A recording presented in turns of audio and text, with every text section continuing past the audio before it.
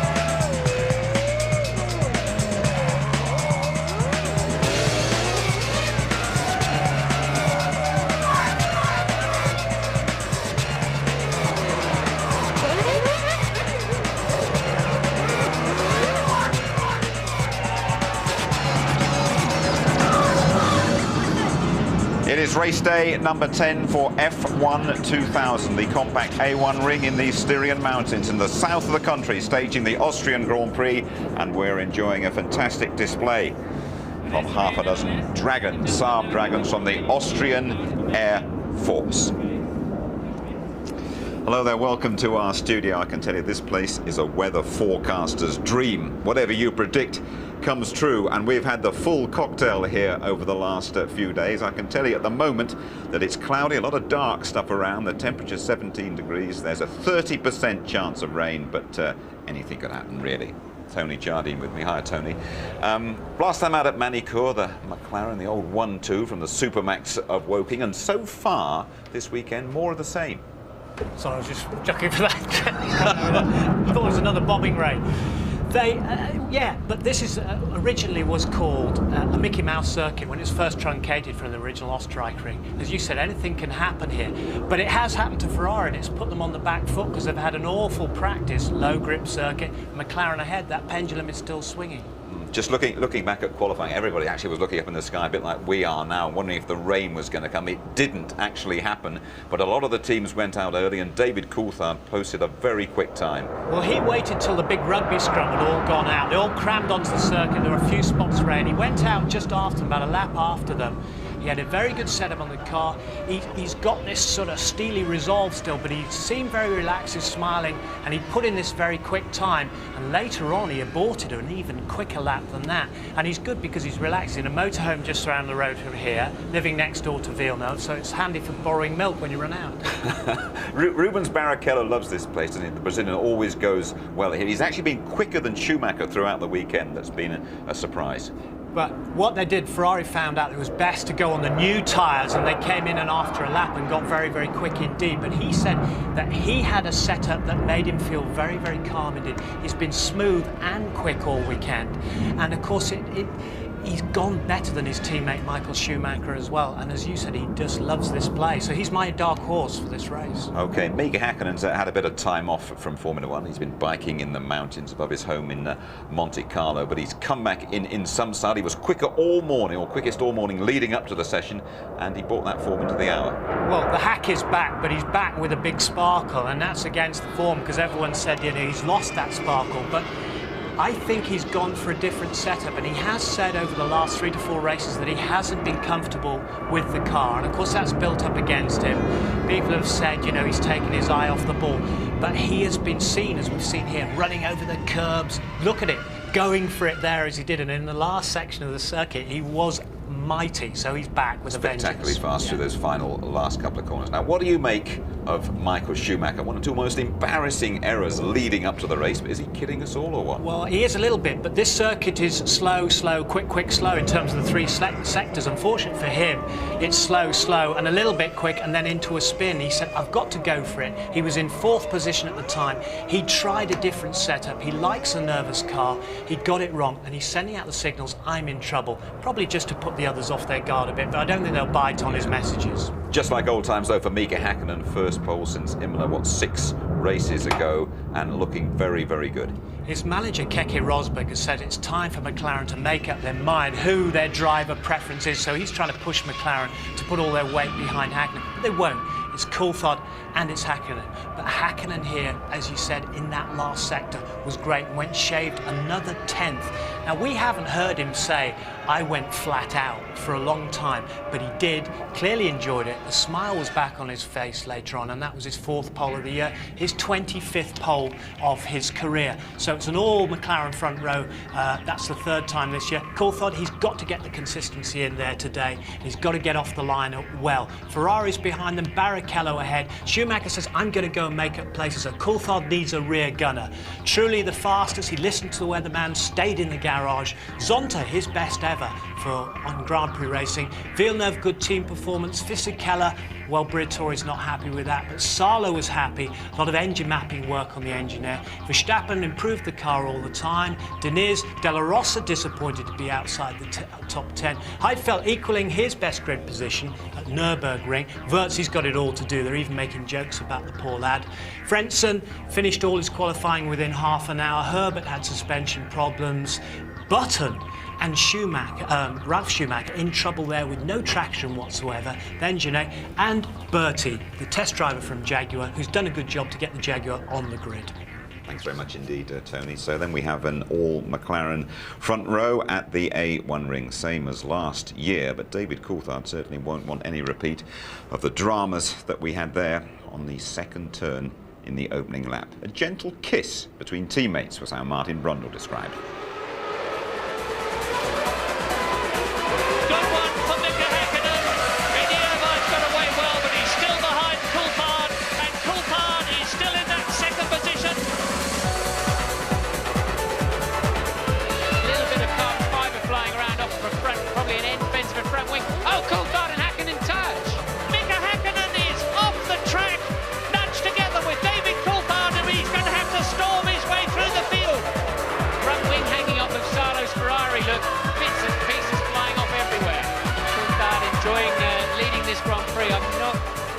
Sure, he'll be enjoying his meeting with Ron Dennis when the race is over. He'll want to be his manager.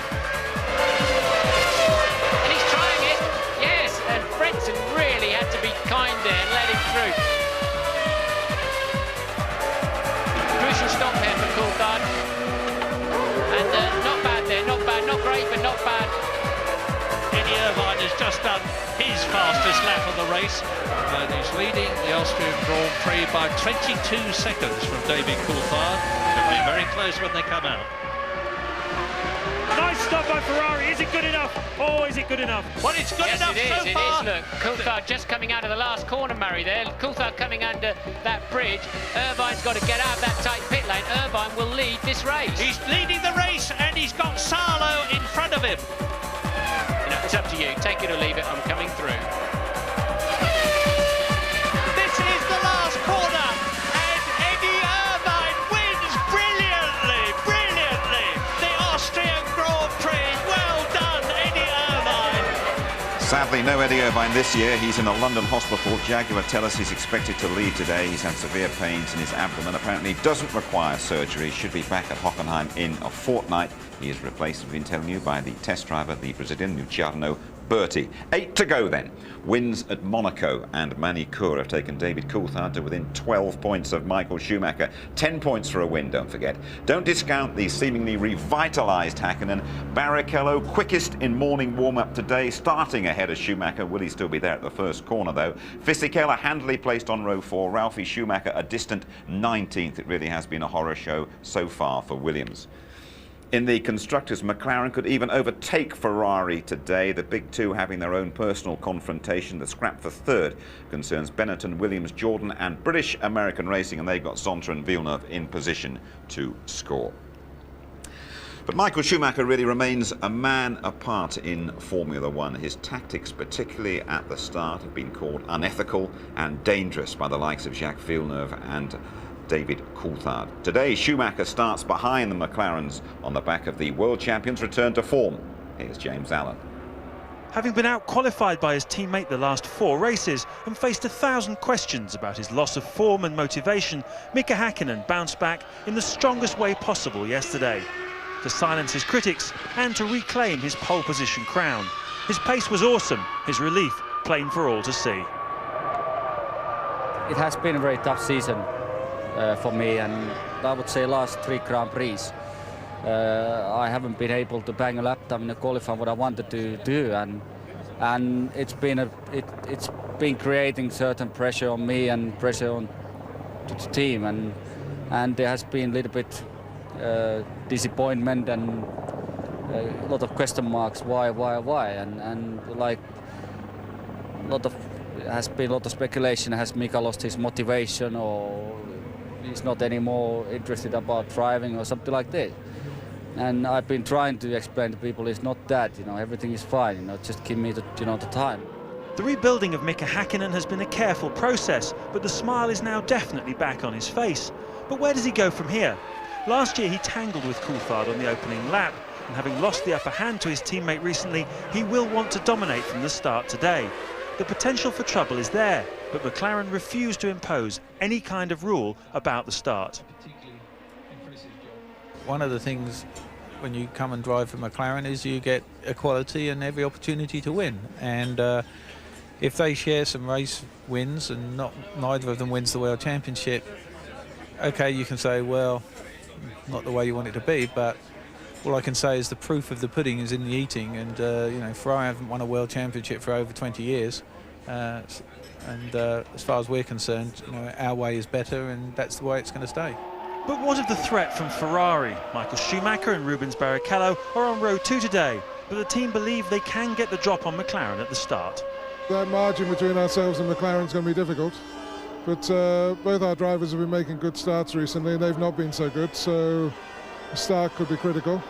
The start will be under scrutiny today for another reason. After the recent row over Michael Schumacher's aggressive tactics in France, the FIA refused to criticise Schumacher, so in theory, drivers are free to chop their opponents off the start line. It's still a sore point, but at least one former champion says it's a pretty short debate. First of all, he's an aggressive driver, everybody else is the same. And if I would have screwed the start up like he did in Monaco, I would have done the same thing. When he wanted to protect his pole position, and then later in the race, the passing of Coulthard and Schumacher was absolutely correct. So this is racing what we're looking for. So if you want to stop all that, it's going to be boring. No problems then for Nicky there, but I know a lot of our viewers feel Michael Schumacher gets special treatment. No problem at all. He just does the same as I've done. They get all the same things, crash and burn all the time. That's what you want, huh? I tell you. I work with that guy. He's unbelievable comedian, but a great driver he was, and he can't see anything wrong. But it can be dangerous, and that's the thing in the starts. That's what the drivers have been complaining about, because you could change direction once, but what Schumacher is doing, he's going right across the face of the field. Now, the worst one was at San Marino, at Imola. Now, you look, Häkkinen makes a brilliant start, and let's hope he's going to do that today. He gets away. But Schumacher there, as he was circled, makes an awful start, gets far too much wheel spin. There's Häkkinen, off he goes, brilliant. Now, realising this, Schumacher cuts straight across the field. Now, look, there's people on the curbs, people on the grass, concertinaing up behind. They've got to lift off, they've got to brake.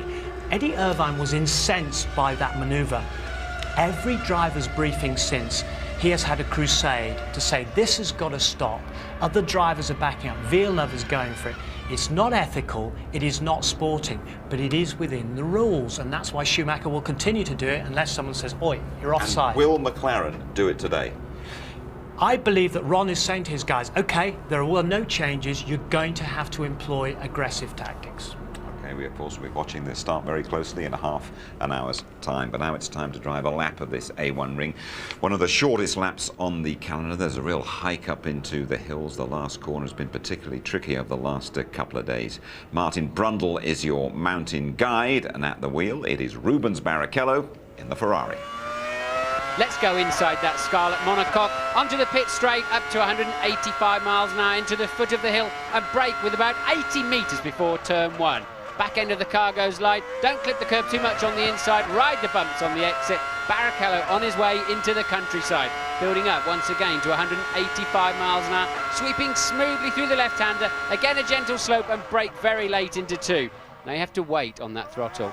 He's feeding the power in, and now hard as he heads down the back straight. And yet again, he'll be building up to 185 miles an hour. Next time, though, you've got to brake slightly downhill into turn 3 and get the speed down to just 70 miles an hour. A little bit of understeer from the Ferrari, and Barrichello smoothly on the power, sweeping through 4.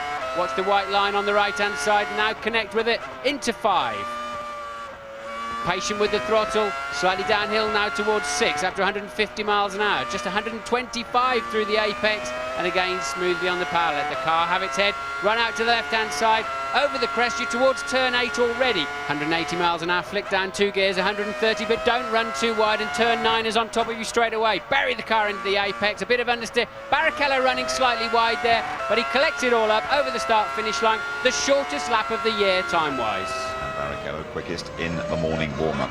Now there have been some important developments this morning concerning the Prost team. Let's go live to the pits now and join our reporter. There she is, Louise Goodman. That's right, Jim. Alain Prost may be a 4-time World Drivers' Champion, but I think it's safe to say his career as a team owner has been less than spectacular. He bought this team from Guy Ligier back in 1997. It was actually on Valentine's Day 1997, but this is one love affair that I think it's fair to say it's gone sour. The rumour circulating in the paddock today is that Alain Prost is in the final stages of negotiations to sell his team to a Canadian company. Now, Prost has refused to confirm the speculation, but interestingly enough, he won't deny it either.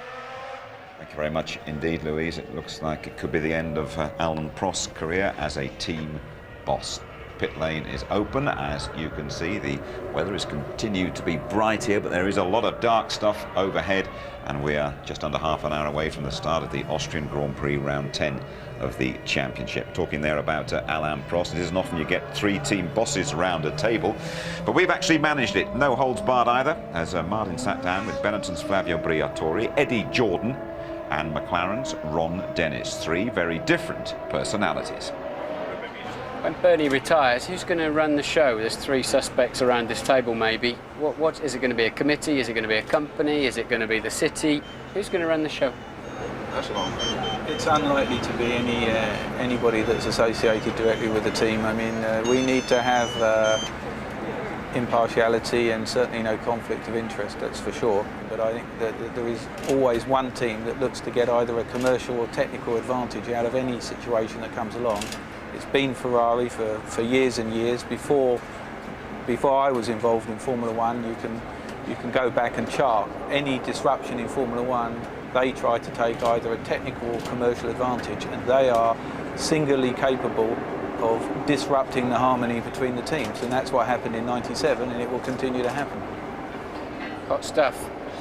Formula One has changed dramatically in the last 5 years. Where is Formula One going to be 5 years from now, in terms of the show or performance? Or we need to be part of this business because it's our business.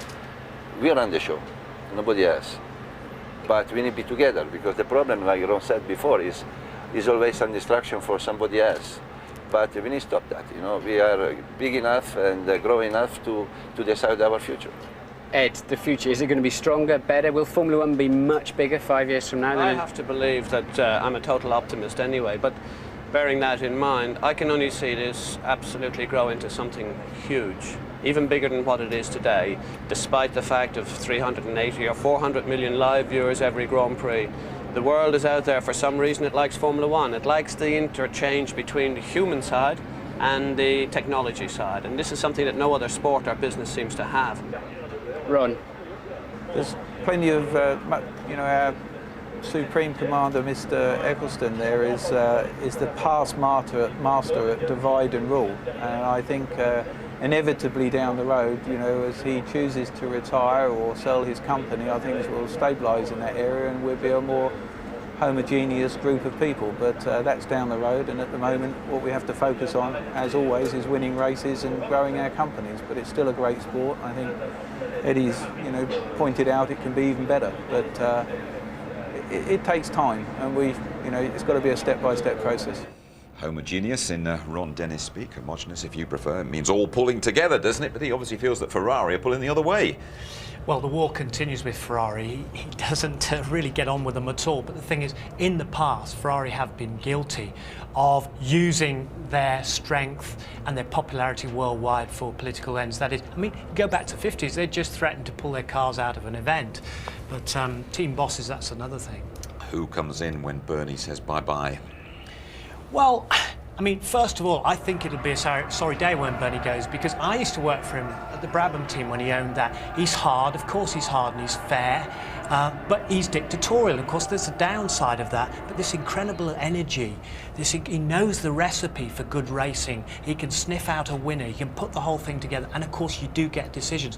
What I fear is if they put a committee together, all in their blazers, RFU style, old fuddy-duddies who can't make a decision. We've already got a group of team bosses who have to be unanimous and can't make decisions together because they're protecting their own investment. It has to be an independent body.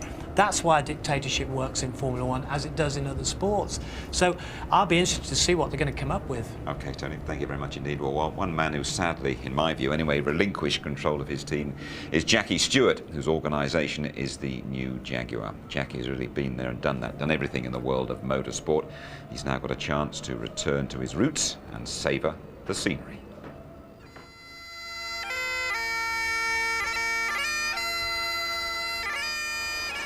I suppose I've been coming to Glencoe from about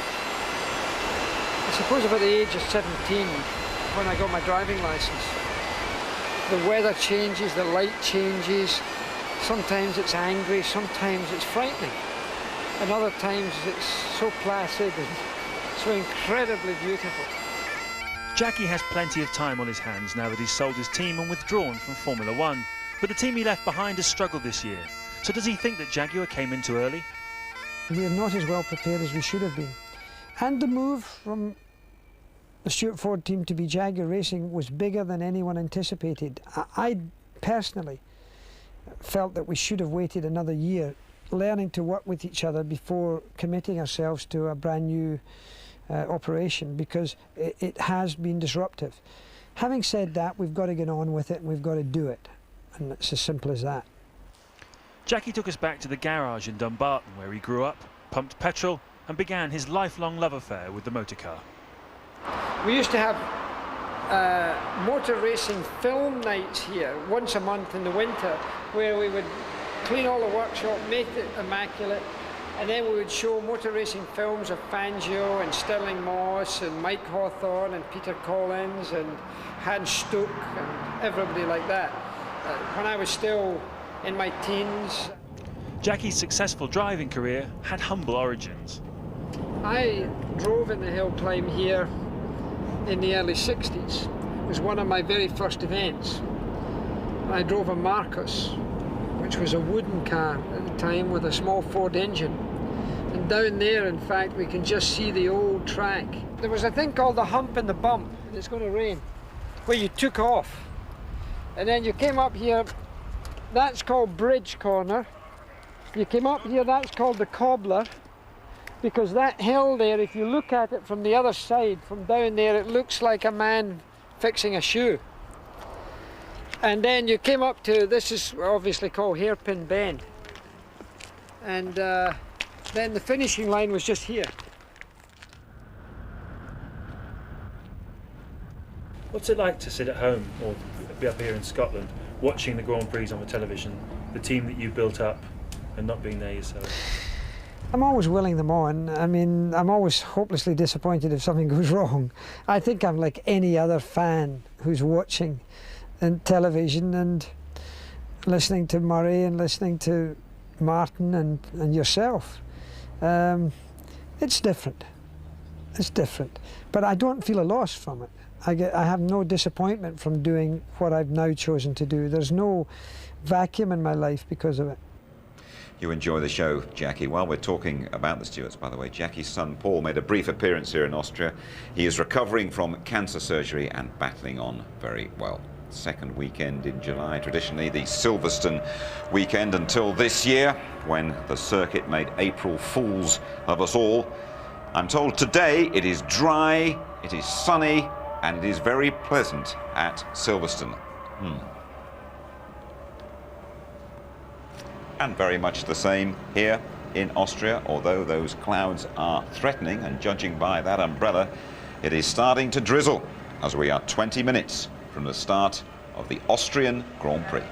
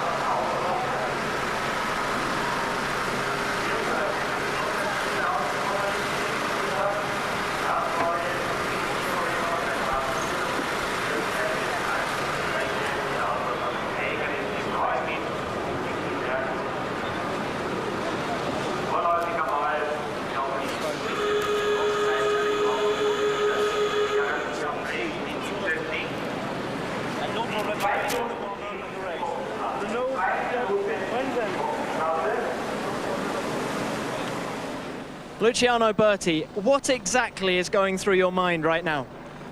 To be honest, I'm just thinking about my car. The temperature is a lot higher now, so maybe I have to do a couple of changes to improve the car during the race. So I'm just thinking about it, and maybe a little bit about the start as well. It's going to be difficult because you have two quite slow corners in the first part of the track. So let's keep the eye on that. What instructions do you have from the team? Just take it easy, bring the car home if possible. You know, there is no pressure to do anything because they know how difficult it is by having the conditions that I had. I mean, didn't have any track time, to be honest. So they just want me to do the race, learn as much as possible and enjoy it. Are you nervous? Not yet. Good luck. Thank you.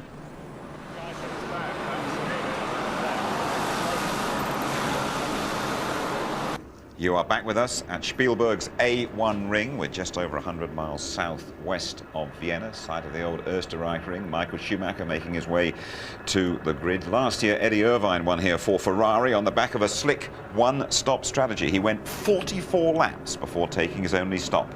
Best guessing the strategy this time round. Here's James again. Well, traditionally, Austria is a one-stop race with a long first stint. Unlike the French Grand Prix, tyre wear here really isn't a problem. But quite a few teams will be looking at what Sauber did last year here. Pedro Diniz started 17th on the grid and finished 6th on a two-stop strategy. Now, a two-stop strategy is about a second a lap faster than a one-stopper around this circuit. So if you're confident you can overtake the traffic, it's certainly worth a try. And the flexibility could be an advantage as well, especially on a day like today when the weather is so uncertain it could well rain. I expect quite a few midfield teams will two-stop today, but what about the front runners? Well, Ferrari did it back in 1998, and they may well feel that the only way to beat McLaren today is to run a lighter fuel load at the start and be aggressive. But the hard truth for Ferrari is that their car is a full half second a lap slower than the McLaren around this track. So whatever they do today, it's going to be difficult. At the end of the day, it's going to be a damage limitation exercise for Ferrari. It's time to take a little stroll down along the grid, and that means Martin Brundle. Hi, Martin. Hello, Jim. Hello, everybody. Welcome to the grid. Well, we've got an all silver and then all red second row up at the posh end. And at the back, it's a little bit topsy-turvy. We've got 2 Jaguars and 2 Williams back here. One man I desperately want to have a talk to is Luciano Berti, who is going to start his first ever Grand Prix. Luciano. Okay, thanks for talking to us. So, you've been thrown in at the deep end. You didn't start until Saturday for this Grand Prix. I mean, now the moment's arrived. What are you thinking? So far, I think I'm pretty relaxed. I've just been thinking if yesterday and today just as a normal test session. I know that it's not, but I'm trying to pretend that it is. So I've just concentrated to learn the track. Of course, I didn't have enough time to do that. Try to improve the car because it was set up for Eddie. So let's see what happens now. Well, you seem relaxed enough, but look, on your overalls, you've had to put a bit of gaffer tape. Didn't you have any with your own name on? Well, it's not just Eddie's car, but Eddie's overall and boots and everything. So I'm almost at the Irvine now. Are you using his seat? You might catch something nasty if you're sitting in Eddie's seat. I heard that before, yeah. Okay, well, good luck. You must be more nervous than you're appearing. Maybe I'm not. I don't know. Maybe I am. I don't know. I just feel okay. For me, it's like another race. I'm trying to forget all around me, but seriously, I'm okay. You've got 21 of the world's finest drivers in front of you. Don't forget them too much. Good luck from ITV. Let's have a wander down the grid. There's a man down there I want to have a chat to if I can find him. Quite a long way down. I think Brian Adams is on the grid here with Jordan. And actually, there's somebody else, look, who we might have a word with, Colin Jackson, the hurdler. Have a quick word. Colin, Martin Brundle, ITV, how are you doing? Very well indeed. So, what are you doing here? I heard you're not fit enough to run today, to hurdle today in the, excuse me, Bernie, we're busy. Well, you're not fit enough to run, but obviously coming to have a bit of relaxation here at the Grand Prix. Yeah, I'm here on my way really to Munich. I'm going to see my doctor tomorrow and hopefully he can give me the whole clear that I can get on the track and train properly and get on my proper stuff. Yeah, good luck with that. So what are you looking for today? What do you think is going to happen? Who you batting for? Well, we're all looking at the weather really at the moment. It looks like it's pretty good, and obviously I'm a David Coulthard fan there, and I'd like David to go out there and prove a point yet again. I think he's got the capabilities, he's got the car, and I hope he can get out there and do the job. Do you drive, mate? Are you into driving? Yeah, but not at this pace, that's for sure. All right, well, good to talk to you. See you later. Hope everything gets fixed soon. Let's carry on wandering down here. Then we're going to have to run a little bit because I think he was starting there with Frenson's car. And then he is, I'm told, moving down to Trulli's car. By the time I get down there, he'll probably be in the pits somewhere and having a whatever he takes. But let's keep going. It's amazing how long the grid is, isn't it? I didn't realise it was quite so far down this grid. But I'm not going to give up now. You're still there, Andy. Right, here we go. There's Mr. Jordan. Look, where is he? Here he is. Brian, glad I caught up with you. Had to run to you. Bit of English humour there right away. Yeah, it seems like everything I do today is in a bit of a rush, but please forgive me. Yeah. How are you?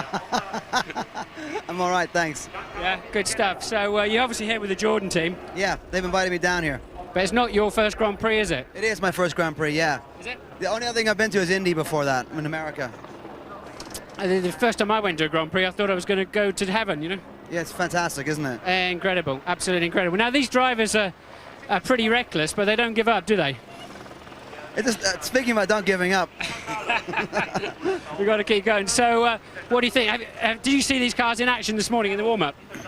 I've only just arrived like half an hour ago, so I haven't seen anything. It's going to blow your mind away when you hear them and see them, but thanks for talking to us. Let's hope we can make it a race to remember. Thank you very much, Brian. When you're gone. See you. Okay, back to you in the studio. Just trying to count the song titles there, Martin, with the old groover from Vancouver. Must have been seeing Colin Jackson inspired him to break into a trot there, I think we can probably call that. There we are, 1 or 2 facts and figures for you that might enhance your enjoyment this afternoon. 5 of the last 7 winners here have gone on to win the championship itself. Coulthard, second in his 3 A1 ring races. And don't forget, they've only been racing here for the last 3 years. The circuit was shut down, formerly the Österreich ring. And that's courtesy of McLaren, that fact there. 790 tyres he's used. They would be as high as the Eiffel Tower, one for our Anorak audience. Pole position drivers only won 5 out of 22 in Austria. The circuit constructed in just 280 days, 4 years ago, at a cost of £15 million. And Michael Schumacher is the only driver to win a race from pole position this season. Now, well, Luciano, the Brazilian, his car is being wheeled away a bit earlier. Problems for him and for Jaguars if he needs them before his Formula One debut. And those problems continue with less than 10 minutes to go to the start of the Grand Prix. We're poised for another pivotal battle in the quest to become the first Formula One champion of the new millennium. Coulthard has to rein in Michael Schumacher. Schumacher's got to start behind the Scot and the world champion Hakkinen. He is back on song. Barrichello's in the mix as well. So are those fast starters Trulli and Villeneuve. The Austrian Grand Prix comes next.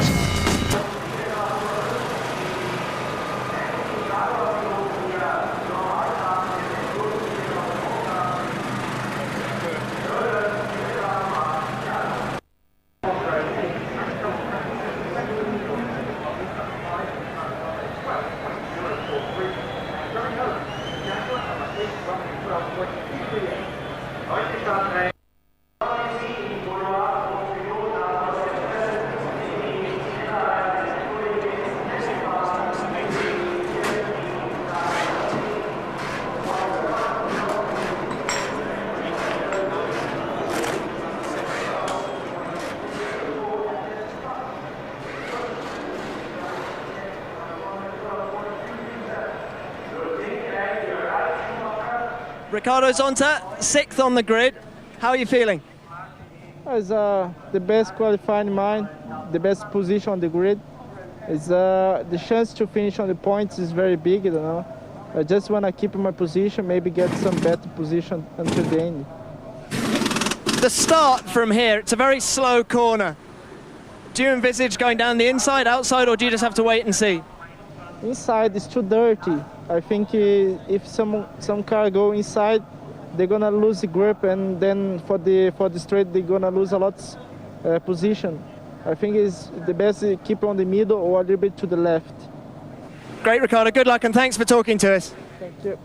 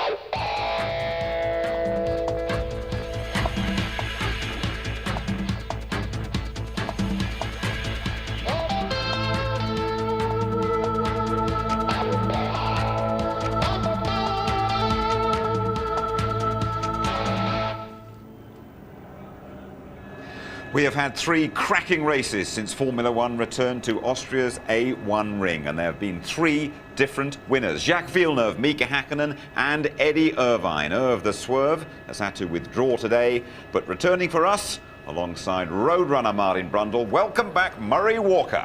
Thank you very much, Jim, and I can tell you that it's all very homogenous here in the commentary box. Martin and I pulling as one. And my thanks, incidentally, to the good people in the Sherburn Hospital in Chichester, who's made it possible for me to be here.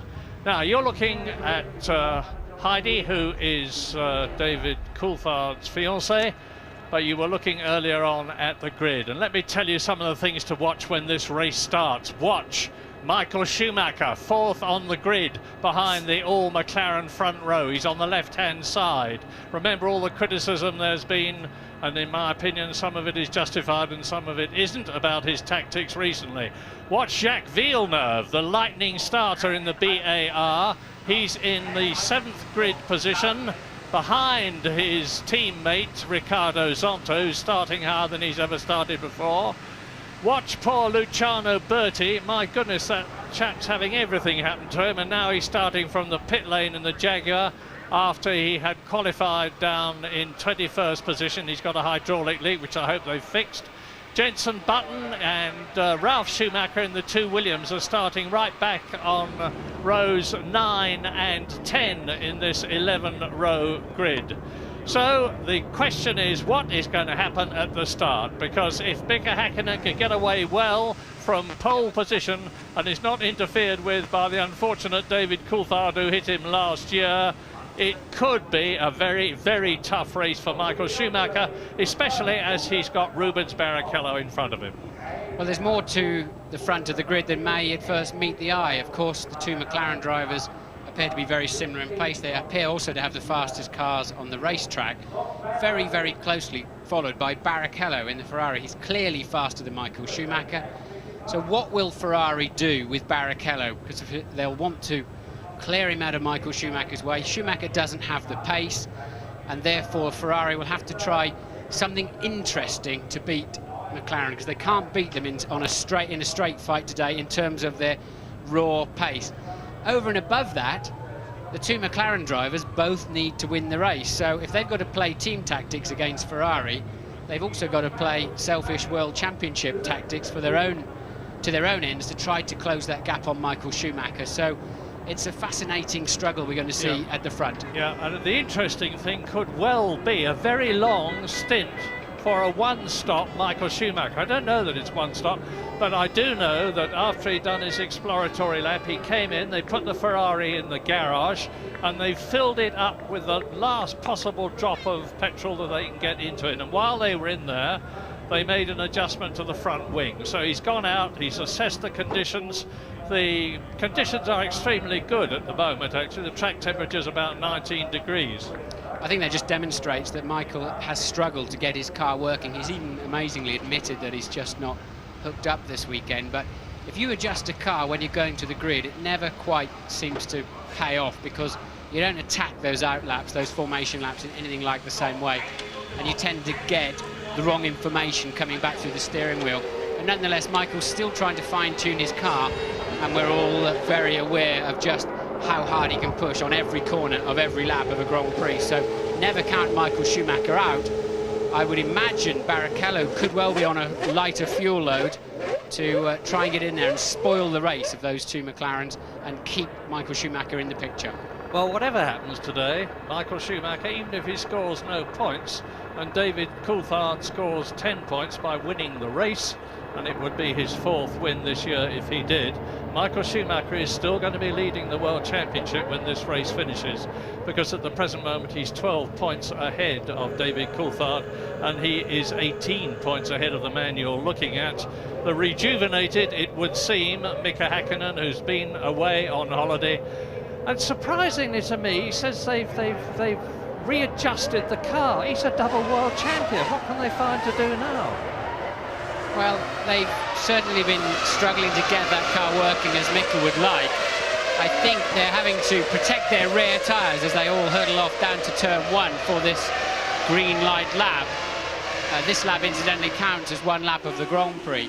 And I think to protect their rear tyres, they're having to make these cars understeer a little bit more. And I suspect that that does not suit Mika Häkkinen as well as it does some drivers.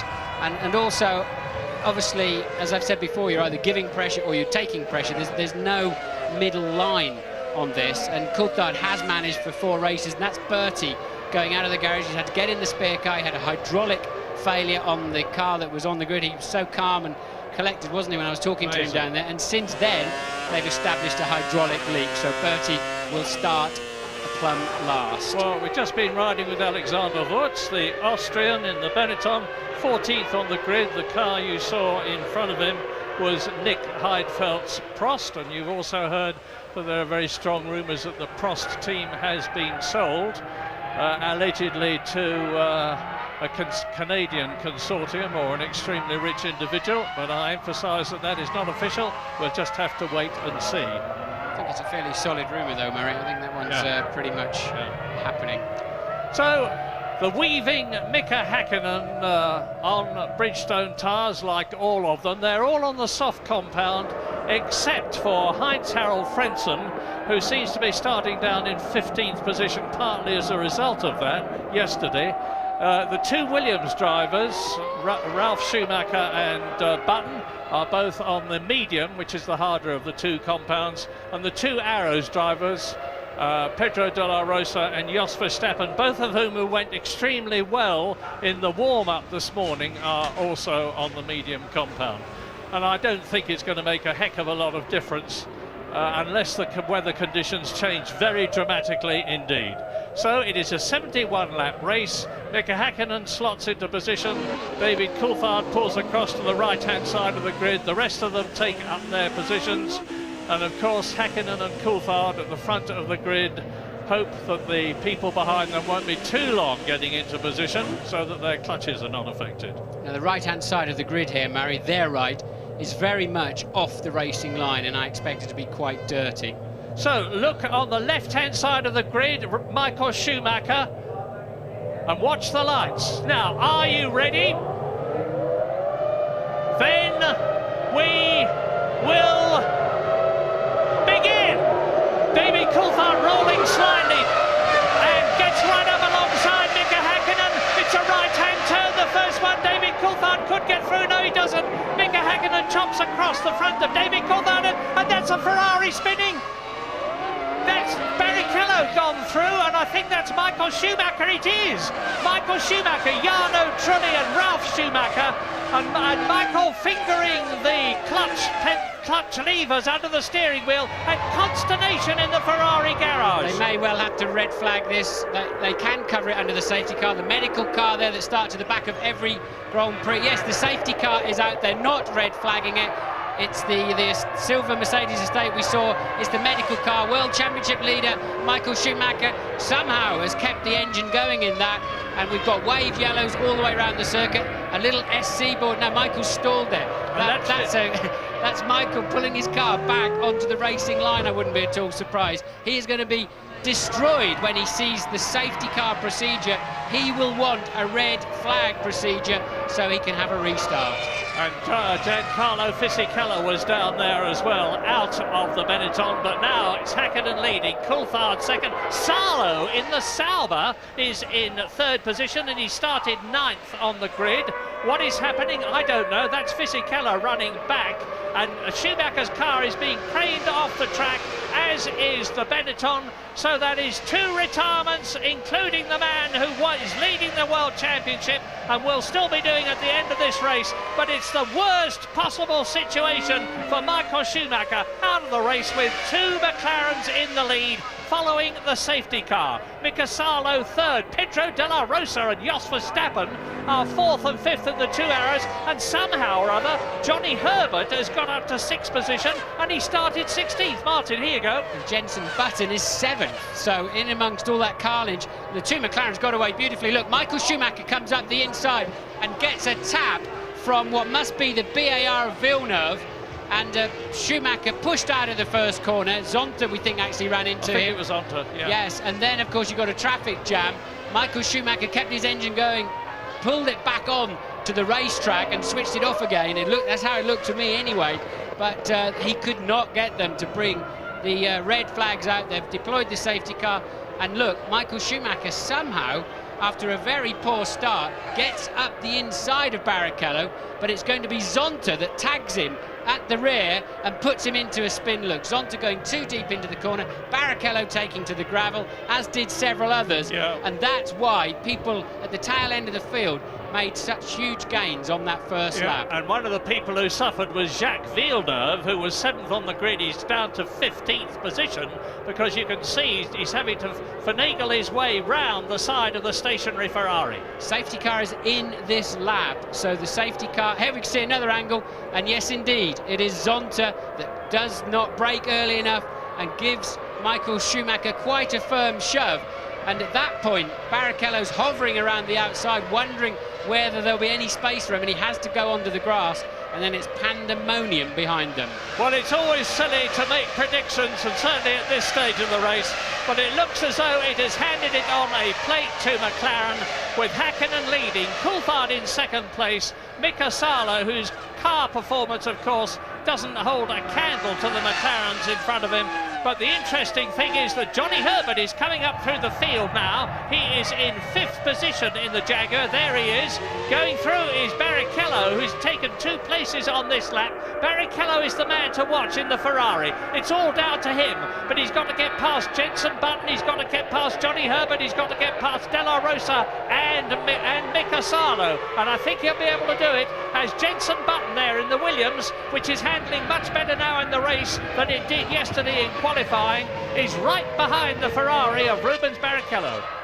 Yes, I saw Verstappen had to come in at the end of the first lap. He was up in 4th place, amazingly, after the chaos of the first lap. He must have tagged somebody and come into the pits for a new nose or something. He's now back out on the racetrack, and there are 3 cars out of this race already. Michael Schumacher, Jarno Trulli and Giancarlo Fisichella all out of the race. And Heinz-Harald Frentzen in the other Jordan is 8th. Now let me give you the top 10 so that you can put things into context. Hold on, Murray, let's just see this move from De La Rosa on Salo. Can he take 3rd place? He's got a good line up the inside, and yes indeed he does. De La Rosa up to 3rd. And Barrichello right up behind Johnny Herbert. Look for the Scarlet Ferrari behind the green Jaguar. Here it is coming towards us. Hakkinen is leading, Coulthard is 2nd, Salo in the Sauber is 3rd, De La Rosa is now past Salo, and Herbert is 5th with Barrichello crowding him. 7th is Heinz-Harald Frentzen, 8th is Jenson Button, 9th incredibly is Marc Genet ahead of Alexander Wurz.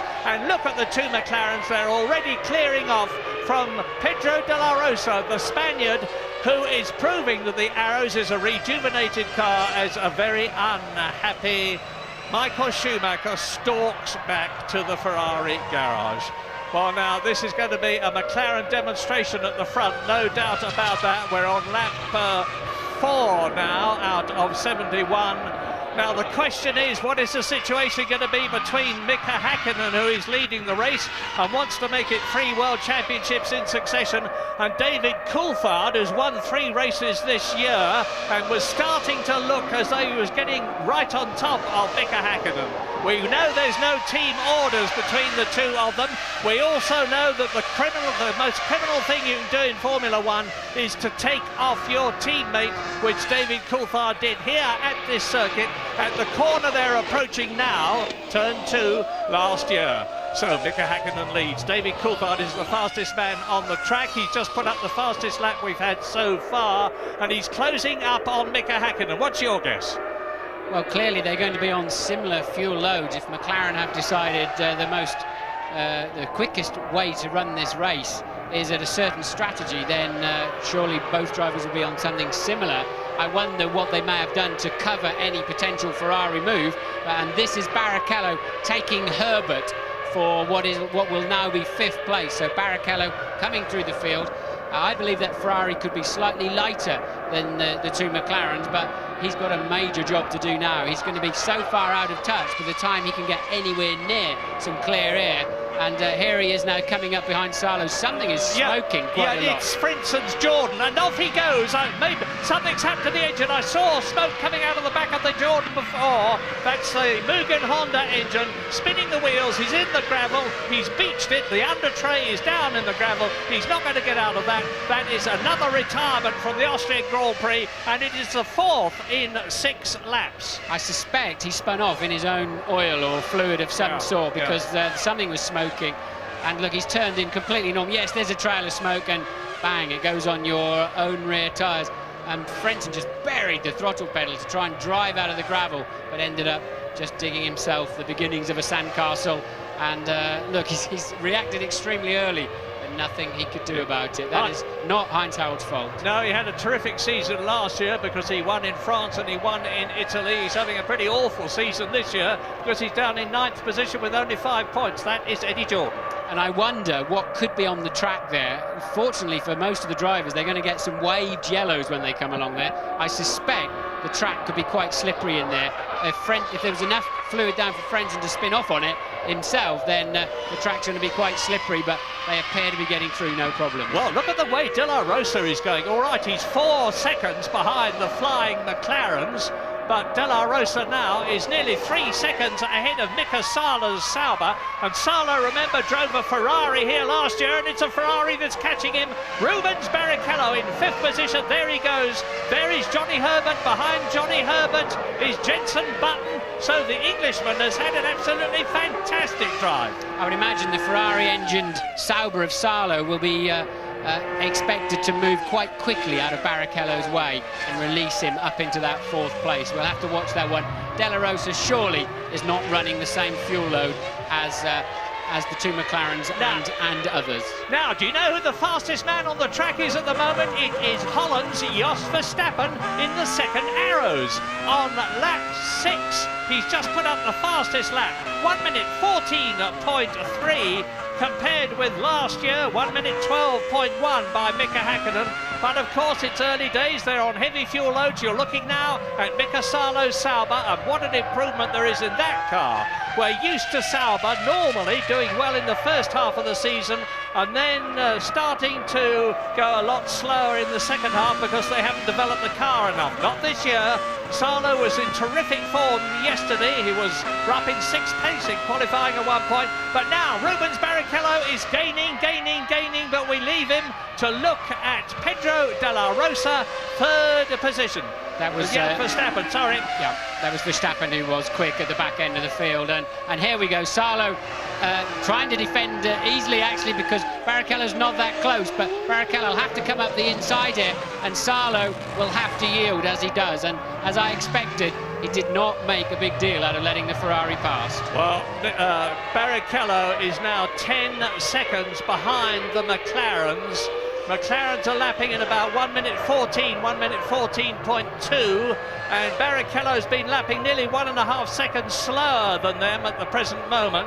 So he's got to put on a terrific charge to close the gap, never mind get past them, as we look at him again on this replay, taking 3rd position from Mika Salo from Finland.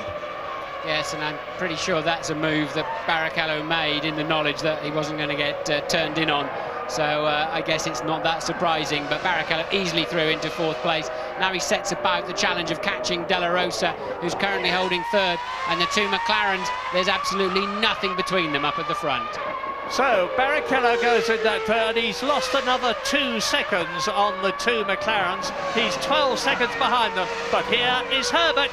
Behind Herbert, 7th position is Button. Ahead of, I can hardly believe my eyes, Marc Genet, the Spaniard in the very, very tidy Minardi, which has got a powerful engine. Into the pits comes Ralf Schumacher. With a broken nose, by the looks of it, hasn't he? A broken front wing, so Ralph's tripped over somebody, or that may be damage from the first corner that with the aerodynamic loads has taken a little bit of time to actually materialise. But let's take a quick break.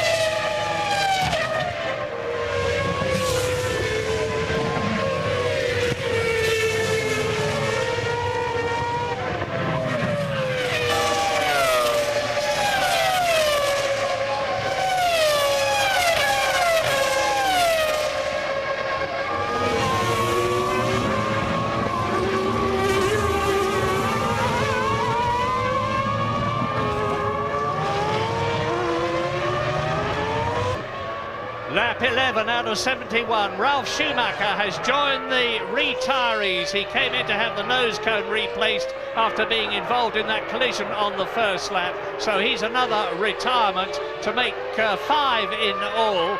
But noticeably and significantly, we think, and I emphasise the word think, that we saw a puff of smoke coming from the lead McLaren's engine. That's Mika Häkkinen's car. It hasn't stopped him from just making the fastest lap of the race. He's still 1.5 seconds ahead of David Coulthard, who is some 8 seconds now ahead of Pedro de la Rosa. There he is alone on the circuit, but Rubens Barrichello is eating up the gap to the Arrows. Yes, but Barrichello, now he has got in clear air, is still 1.5 seconds a lap slower than the McLarens at the front. That absolutely amazes me. Well, that is so much slower with no traffic in front of him whatsoever, as you watch Jean Alesi trying to challenge Alexander Wurz for 9th place. Let's try an absolutely wild one on you, because it amazes me that they're so much quicker. Might they be on a 2-stop strategy and Barrichello only on a 1-stop strategy, in which case he'd have a heavier field load? Seems unlikely, but it's possible. I'd be surprised, but we'll have to wait to find out, won't we? But Barrichello certainly doesn't appear to have great pace. But even, Murray, the difference between 1 and 2 stops is not 1.5 seconds a lap, as Alesi ducks up the inside and can't hold the back end of the car, and Wurz immediately takes back his 9th position. Well, we're on lap 12 now out of 71. Eddie Irvine won last year in the Ferrari as a result of a brilliant stint. He stayed out until lap 44 in the 71 lap race, and he came out of the pits still in the lead after his stop. So now we're on lap 12, Häkkinen leading Coulthard, and the gap is increasing slightly. Häkkinen is putting in a series of absolutely blistering laps. Anybody that thought that Mika Häkkinen had lost his touch, was over the hill, had lost motivation, was very clearly very wrong. Well, Häkkinen was blistering around this track last year. He didn't win it, of course, because he had that tag with Coulthard on the first lap, but watching him come back through the field, he was sensational. And certainly there's 2 or 3 corners around this racetrack where nobody can touch Mika Häkkinen, so he's certainly got the pace that he needs. We're back on board with Barrichello coming up towards turn 3 as he's coming down from 180 down to just 70 miles an hour, and still he's 1.5 seconds per lap slower than Mika Häkkinen. And even more interesting, I think, Martin, is that he's only a few hundredths of a second quicker than the car we're looking at now, Pedro de la Rosa, the Spaniard in the Arrows. On the last lap, it was 1 minute 14.69 and 1 minute 14.61. So there's only 8 100ths of a second improvement of Barrichello on de la Rosa, and it's going to take him a long time to catch the Arrows at this rate. But then, there again, de la Rosa might be on a 2-stop strategy. Well, Schumacher there staying in the car. Clearly, he's had a knock in that first corner. We saw the front wing broken when we came back from the break. And now, surely he's got some kind of suspension failure. I noticed on the computer that car number 23, that's Zonta, is under investigation by the stewards. And that will surely be for running into the back of Michael Schumacher in the first corner. James, what can you tell us? Yeah, I think Zonta may be facing a stop-and-go penalty in the not-too-distant future, but I'm down at McLaren, where there really is no sign of any anxiety about the engine of Mika Häkkinen. Looking down to Ferrari, it looks to me as though Rubens was on quite a heavy fuel load, and I think Ferrari's plan today was to damage limitation, really, for Michael Schumacher, try and get him up to P3, and then move on from this weekend and forget all about it. But instead, Michael has an awful lot, potentially, of damage. McLaren, I think, are going to run quite long here, as far as lap 40, possibly lap 44, and Rubens will probably do the same thing. De La Rosa, quick word on him. Remember Canada, where he did 2 stops. He looked very good in the early part of the race, but then he faded later on. I think you'll see the same thing today. Yes, and interestingly, you could well be right on Barrichello, James. I'll come back to you on something else in a moment. So Mika Häkkinen now increasing the pace all the time. He's inching away from David Coulthard. The gap is 2.3 seconds. But behind Barrichello, who's in 4th place, Mika Salo is 5th. Johnny Herbert is still 6th in the Jaguar, and they've only scored World Championship points in 1 race this year, and that was Eddie Irvine. Button is still in 7th position, just outside the points. He scored twice this year. 8th is Marc Genet. 9th is Alexander Wurz ahead of Jean Alesi. We've seen the battle they're having. Then it's Heidfeld, Villeneuve and Zonta, and they're coming towards us up the track towards turn 2 now. There is Heidfeld turning in. Behind him is Villeneuve, and coasting is Jos Verstappen. Jos Verstappen coming into the pits from 17th position with his visor up. Now, the car language and the body language says this is the end of his race. Yes, he turns across the pit lane. Here is the reason. He turns out of the the bottom corner, runs very, very wide indeed, over the grass, onto the gravel. I think looking at how that accident developed, or incident developed, he'd already got a problem before he turned into that corner. So Verstappen there, I would imagine, with some kind of front suspension failure or problem. Something I was going to say earlier on before I got distracted is that I'd like, at some point when we see a replay of the start, Barrichello got away so much better than Michael, and then seemed to have to get out of it and let Michael through up into the first corner. Michael's miles behind him off the line, and I think that could confirm what James was saying about Barrichello actually, yes, being on the fuller fuel load and trying to release Michael. It didn't pay off because Zonta arrived much too hot. Well, Alex Voort waves a furious fist at Jean Alesi, who's just moved up into 9th position. There he is, diving through on the inside of the Benetton, who runs wide again and lets Alesi get away. Alesi is an absolutely storming driver. He's driven in more Grand Prix than anybody else who is currently racing. I think this is his 177th Grand Prix, and he's lost none of his brio, none of his enthusiasm, none of his fire. That's Pat Simmons, the technical chief of Benetton, on the left, with Gordon Message, and the highest man that they've got in the field at the present moment is Alex Voort, who is in 9th position, because Fisichella, of course, has long gone out of the race. So we've got 2 cars have been notified they're on a stop-go penalty. It's Dinitz and Zonta. So Zonta, we're sure it's because he ran into Michael Schumacher. Here it comes up on the screen. Dinitz, I don't know, maybe he had a jump start or something like that. So, but look at this, Murray. Mika Hakkinen is now down in the mid 1-minute 12s, and Barrichello still buried in the 1-minute 14s. Yeah, fastest lap last year was Mika Hakkinen, 1-minute 12.1, so he's half a second off that at the present moment.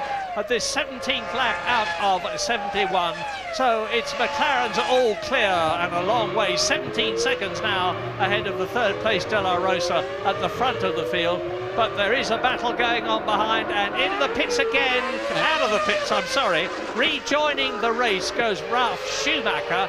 Now, he's several laps down now. And Villeneuve, the man who is holding up all sorts of movements in Formula One for next year, whilst he makes his mind up about whether he's going to drive for BAR, whether he's going to drive for Benetton, or what he's going to do, continues to unsuccessfully chase Nick Heidfeld, the Formula 3000 champion of 1999. Heidfeld in the Prost, and Alain Prost is very much here under a terrific amount of pressure as a result of these rumours that he's sold his team. And Heidfeld is in 11th position at the moment. That's Dinitz in for his stop-go, so he has to go to his own box, and Zontarin's ahead of him too, look.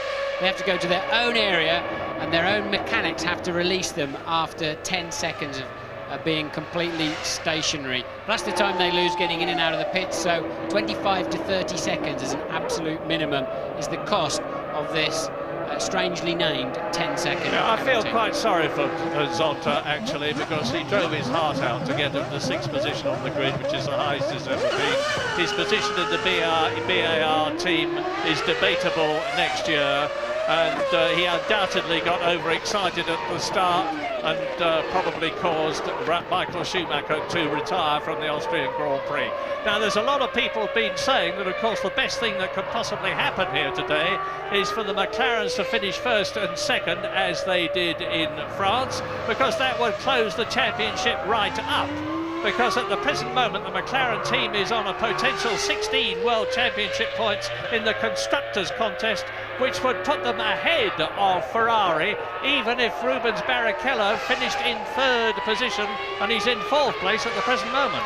Ironically for Hakkinen, those 2 stop-and-go penalties of the other drivers played beautifully into his hands, because they exited the pits right between himself and Coulthard in 2nd place. His lead is now 4.3 seconds. And here's the restart, and look at the white car just nerfing the Ferrari into a spin, and they're already busy having an accident of their own behind anyway.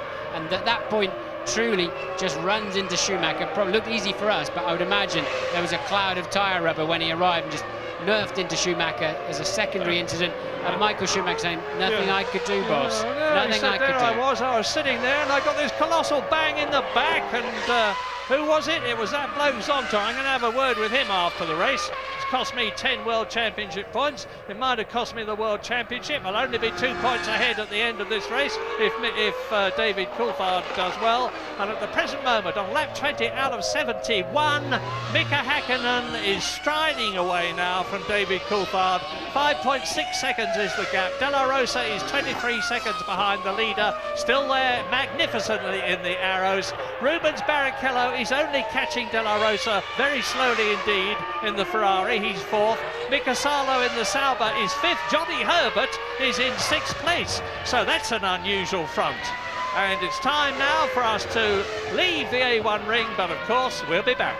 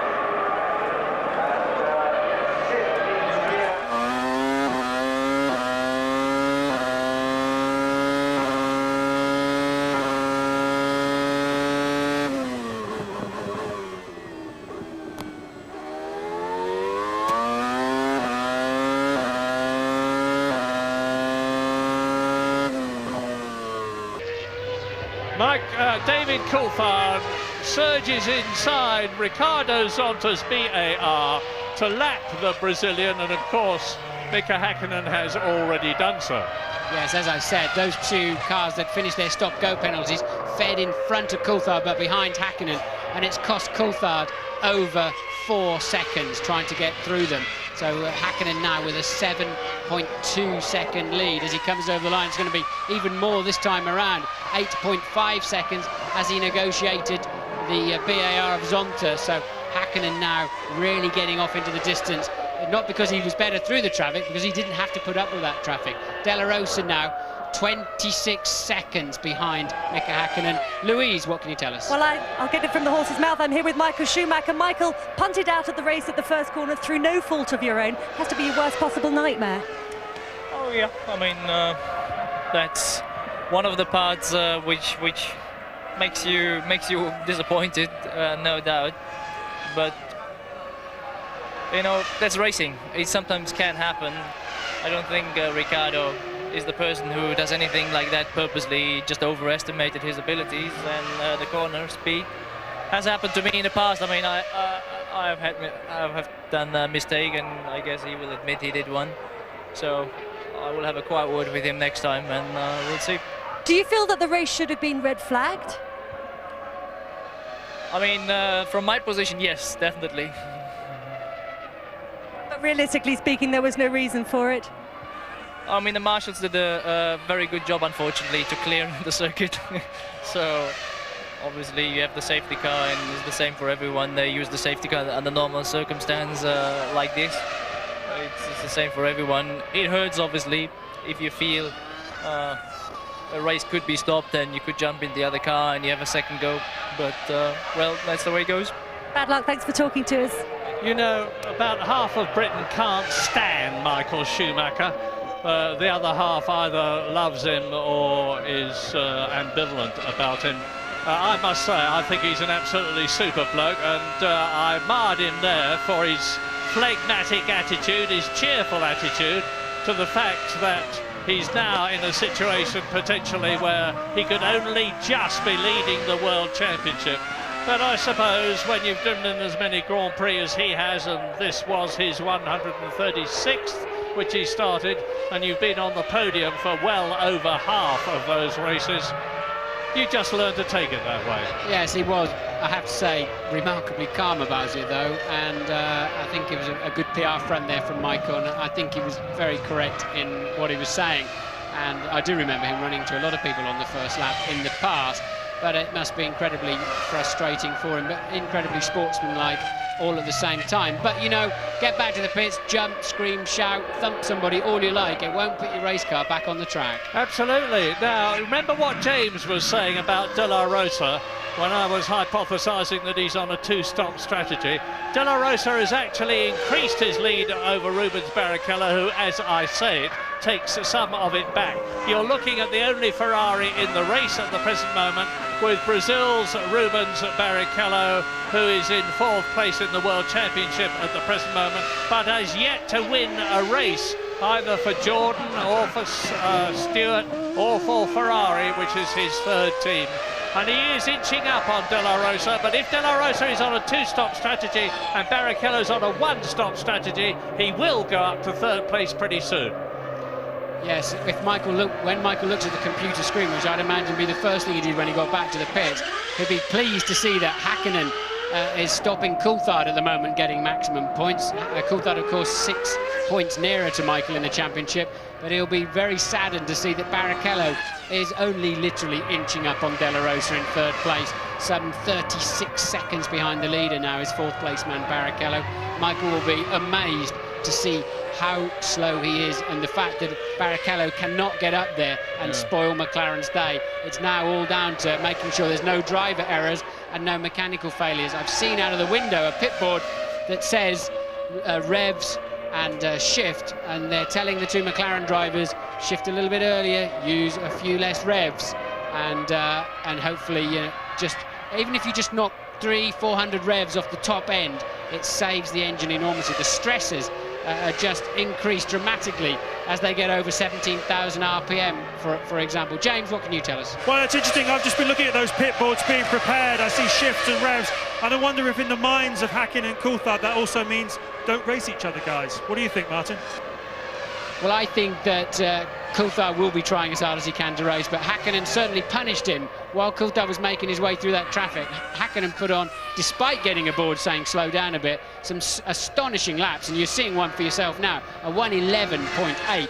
That is amazingly fast, and some 1.2 seconds faster than Coulthard.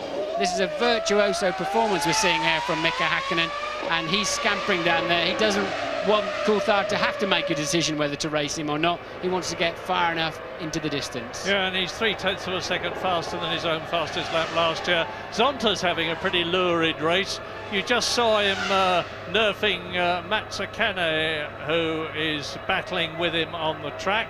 Zonta is down in 15th position.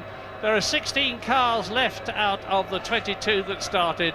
Fisichella out at the beginning with Trulli and Michael Schumacher. Heinz-Harald Frentzen, presumably as a result of his engine locking up, which spun him off the circuit. Jos Verstappen we've seen come into the pits and into the garage. Ralf Schumacher's been into the pits for a long time. He's 8 laps behind now. The leaders are on lap 27 out of 71. Here is Mika Häkkinen, and you can see the gap as behind him there is Luciano Berti, who is now in 12th position.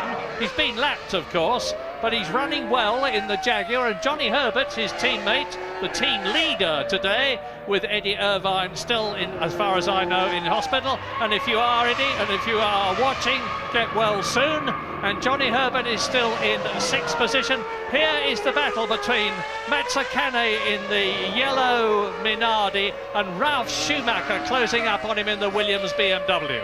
The only problem Schumacher's got is he's 7 laps down, Murray, because if you remember, he came into the pits for a new wing, and then he came in for what I'd imagine to be a new wishbone on the left front, so of suspension. So Ralph was really out there having a test day, really, trying the car and checking out for if they can stress anything and find some reliability issues, because he certainly isn't going to score any points today. Well, the question in my mind now is, when is De La Rosa going to come in? If he is on a 2-stop strategy, he's in 3rd position at the moment. He's on lap 27. No, he's on lap 28 now, and he's well past the hypothetical 1st stop, which would be round about lap 23. If he's on a 2-stop strategy, he will have to come in pretty soon. Barrichello is now rapidly closing the gap to the arrows in front of him. Barrichello in the Ferrari in 3rd position. There is Mika Häkkinen slicing his way through the field. He's coming up towards us now, and just in front of him on the track is Jacques Villeneuve in 11th position on the BAR. And that is Mika Häkkinen's next target, because he's already lapped Mazzacane, Zonta, Pedro Diniz, Alesi, Luciano Berti. He's coming up to there is Jacques Villeneuve, the world champion of 1997, 11th position BAR. Thundering up behind him in the McLaren to lap him is Mika Häkkinen. James is down at McLaren. Yes, well, Mika Häkkinen isn't taking the message. He's about to get a pit board now that says easy. We've seen it once or twice in the past, and Mika Häkkinen is so desperate to prove himself. He was so enormously relieved when he stuck it on pole yesterday. He said to me, it's so good to smile again. It's been such a tough time for me. And he's out there giving a demonstration of how fast he is, but the McLaren team don't like it. They want him to back off, Martin. It doesn't surprise me at all. That'll be the 2nd time of asking. Clearly they asked both their drivers. Coulthard slowed down. Häkkinen now pulling out a 14-second lead, 14.4 now. And I noticed really Coulthard started to put the hammer down again. He's having to get right back into the 12s. Otherwise, Häkkinen's just disappearing into the distance. And now Häkkinen somewhere amongst the back markers. It's a 72-second lap. And Häkkinen is now 42 seconds ahead already of Barrichello in 4th place, so he's going to lap that Ferrari this afternoon. Yeah, and 14 seconds ahead of David Coulthard as he comes up through the tail enders. You've just seen him go past Villeneuve after the blue flags were waved at the Canadian. Now he's closing up on Nick Heidfeldt's blue Prost, which is in 10th position. Just look at the way that Mika Häkkinen is going. He's just diving past left, right and centre. The next target is Alexander Wurz in front of him in the Benetton with the Supertech engine. And Mika Häkkinen comes through round turn 8, the last turn on this corner, crosses the line, and he's up behind. There is Wurz in the Benetton, the only one left in the race. And he's coming up to turn 2 now. It's climbing all the way up here, and he's doing about 180 miles an hour before he backs off to about 45, 50 miles an hour for the apex. There's Wurz, there is Häkkinen. There's been such a lot of garbage written about Häkkinen this week, about he's got a baby on the way, therefore he's lost it. That's as, you know, as if his mother, father, brother, sister's wife and other people around him didn't care. It didn't matter at all. It's only the fact there's a baby on the way. Complete load of rubbish. You know the risks, you drive accordingly. You've also got yourself to think about. There's no way that having a baby makes you just suddenly go off the boil in terms of being a Grand Prix driver. But everybody seems to need to analyse these drivers. They ask them questions and they're given answers, and if they're not the answers they want to hear from the drivers, they then start dissecting that driver's personality. Yes. Complete load of rubbish. Well, he's short shifting now if he's obeyed instructions, and there's some doubt about that. But he is lapping about 0.6 of a second slower than his own fastest lap so far in this race, which was done on lap 27, and that was 1 minute 11.8. He's lapping in about 1 minute 12.6 now. He's on lap 32 of 71, so getting on towards half distance. Up to turn 2 they come. Jaguar, Williams. The Jaguar is Johnny Herbert. The Williams is Jenson Button.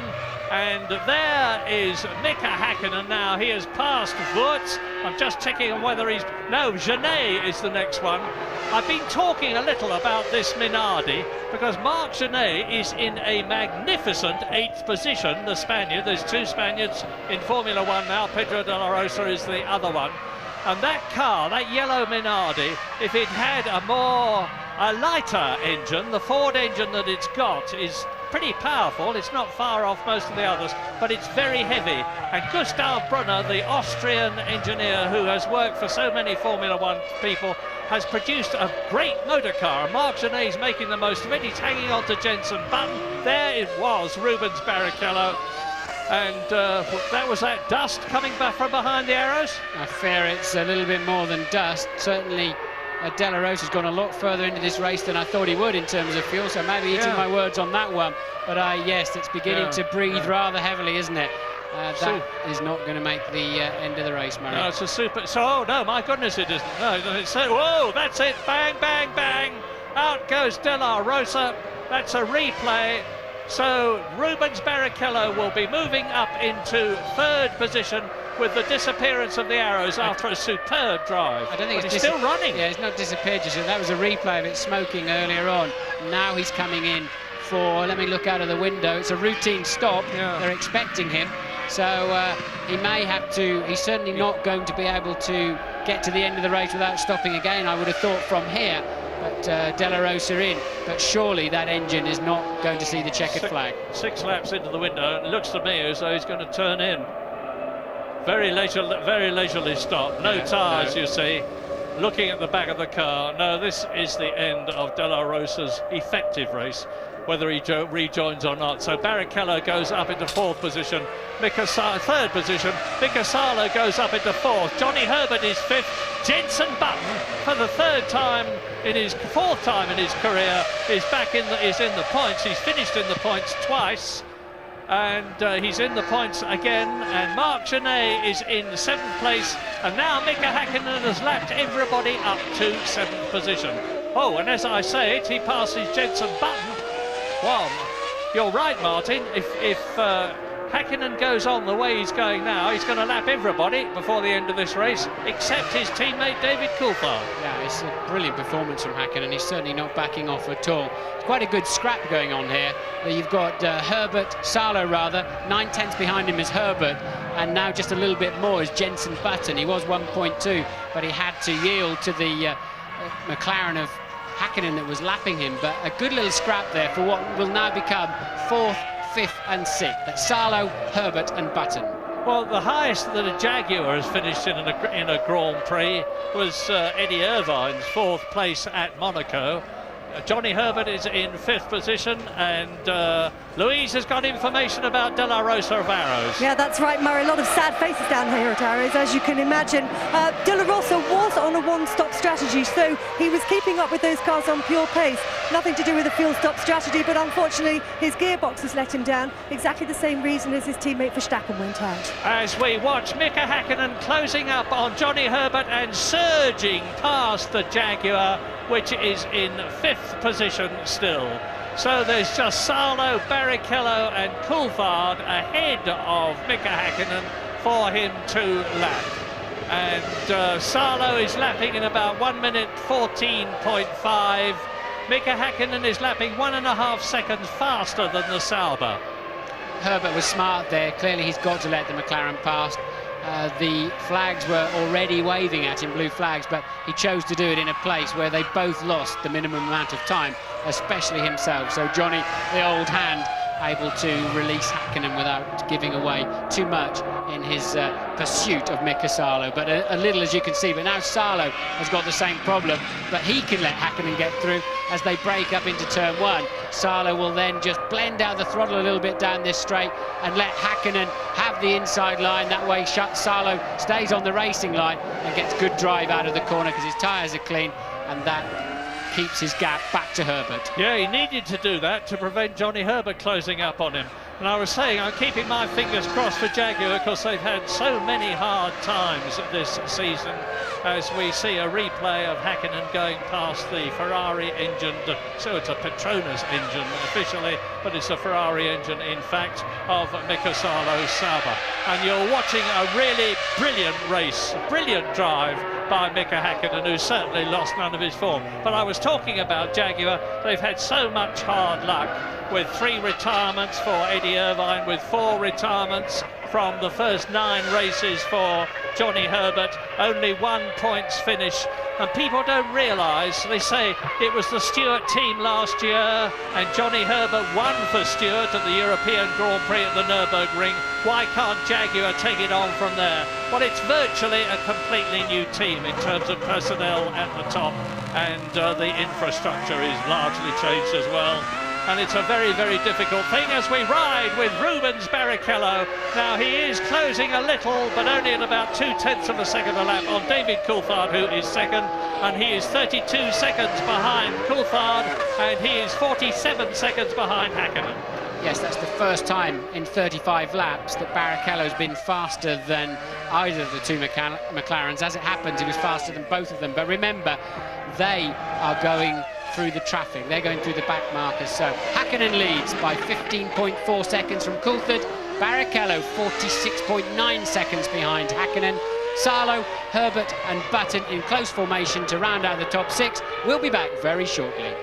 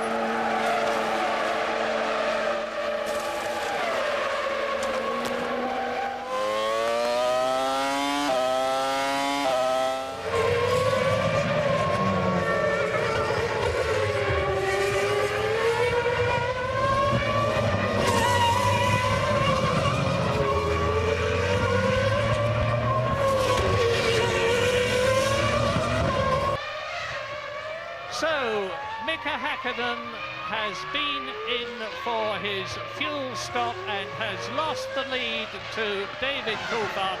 Here is a replay of Mika Hakkinen coming into the pit lane. And at the time he came in, he was about 18 seconds ahead of David Coulthard.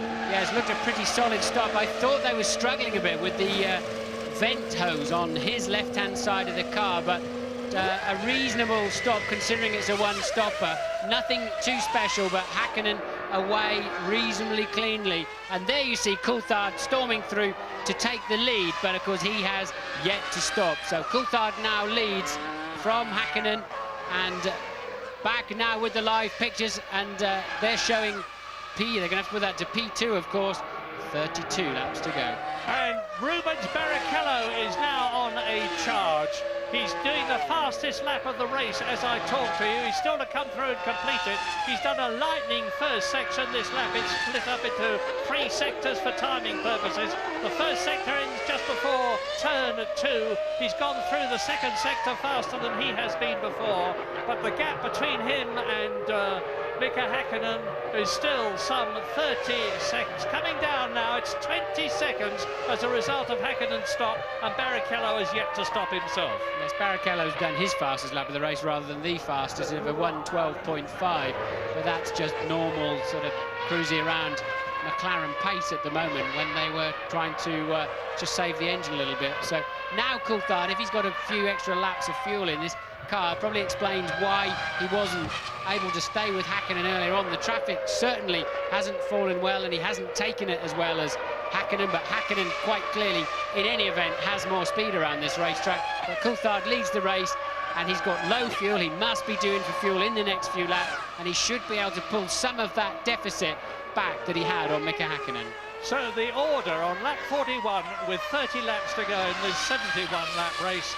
David Coulthard leading Mika Häkkinen now by 10 seconds. Rubens Barrichello is 30 seconds behind Coulthard, but has yet to stop. Mika Salo in the Sauber is 4th. Johnny Herbert still going strong in the Jaguar. 5th position, 2 potential points. Jenson Button in the Williams, who started down in 18th position, is now up into 6th position and in the points again.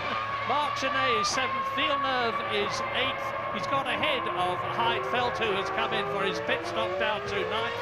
Wurz is 10th, and Bertie in the second Jaguar is still running in 11th place. Yes, and if you didn't see the start of this Grand Prix, there was an accident in the first corner that immediately eliminated Michael Schumacher, Jarno Trulli and Giancarlo Fisichella. Others had problems, had to stop for wings and little bits of suspension, notably Ralf Schumacher. So then allowed the tail enders really to find their way through, thread their way through the carnage in the middle of the pack. And now look, Coulthard has to come in for his one and only stop of the afternoon, and that's why you have Herbert, Button and Genet, for example, in 7th place right up the field, because they were able to leapfrog. And instead of a red flag scenario, I think wisely they just chose to use the safety car, because the marshals cleared the racetrack with great efficiency. Yeah, they did a great job. Charlie Whiting is the race director. He's the man who has to make these ticklish decisions, and he invariably gets it right. An enormously experienced chap, ex-chief mechanic at Brabham, and he's had various other jobs. And now Mika Häkkinen is going round with David Coulthard coming in. Now Häkkinen took 11.8 seconds on his stop. David Coulthard is now 11.6 seconds ahead of Häkkinen in the race on lap 42. Häkkinen will retake the lead, and it will run through that way to the end of the race unless, and it's a big unless, there is a problem for one of the 2 McLarens. And Rubens Barrichello is still 3rd. In comes Coulthard. Yes, current leader then, Coulthard in for his stop of the afternoon, James.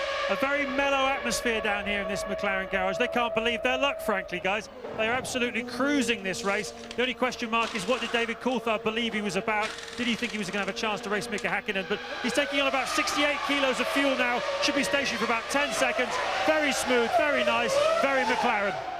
Well, he gained 2 seconds on Mika Häkkinen on the pit stop there, but it's not going to be enough. He's coming out at the mandatory 80 kilometres an hour. One thing he has got to do is just mind this nasty little right-hander onto the track, no problem at all. That's caught a few drivers out over the years coming around there, but he's up and running. But once again, and two Ligiers. Yeah. Sorry, the 2 Prosts.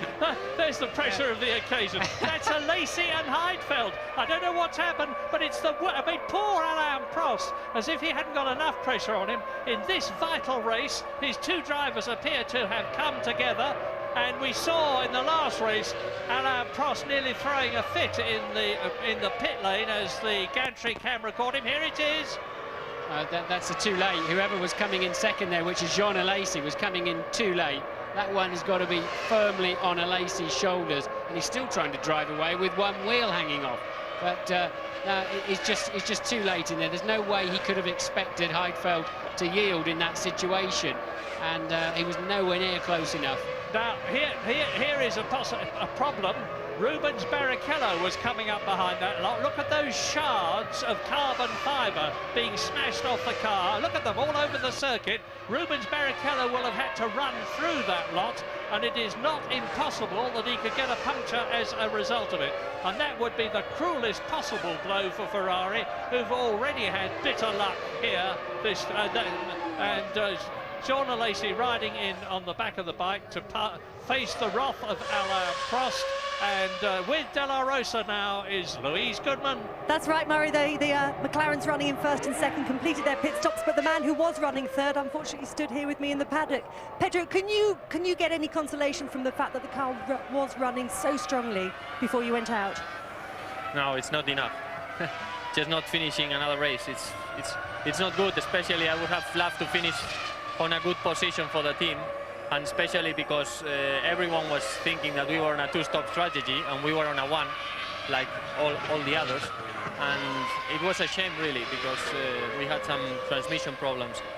But anyway, this is motor racing, and the unfortunate thing is that it happened when we were going so well, and I was pushing very, very hard because the first pit stop was very close, and we knew some people were going to stop a little bit later. But anyway, we'll have to forget it, go to sleep, and tomorrow will be another day.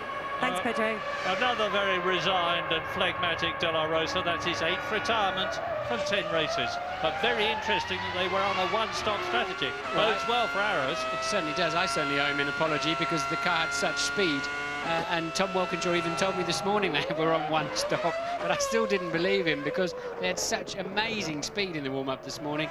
I thought, like Canada, they were running the car a little bit light, but all credit to them, they had some genuine speed around this circuit. Now, that was Rubens Barrichello as we look at his boss, Ross Brawn, and we now look at the McLaren turning inside the Minardi. Rubens Barrichello is only a couple of seconds now behind David Coulthard as a result of Coulthard's stop.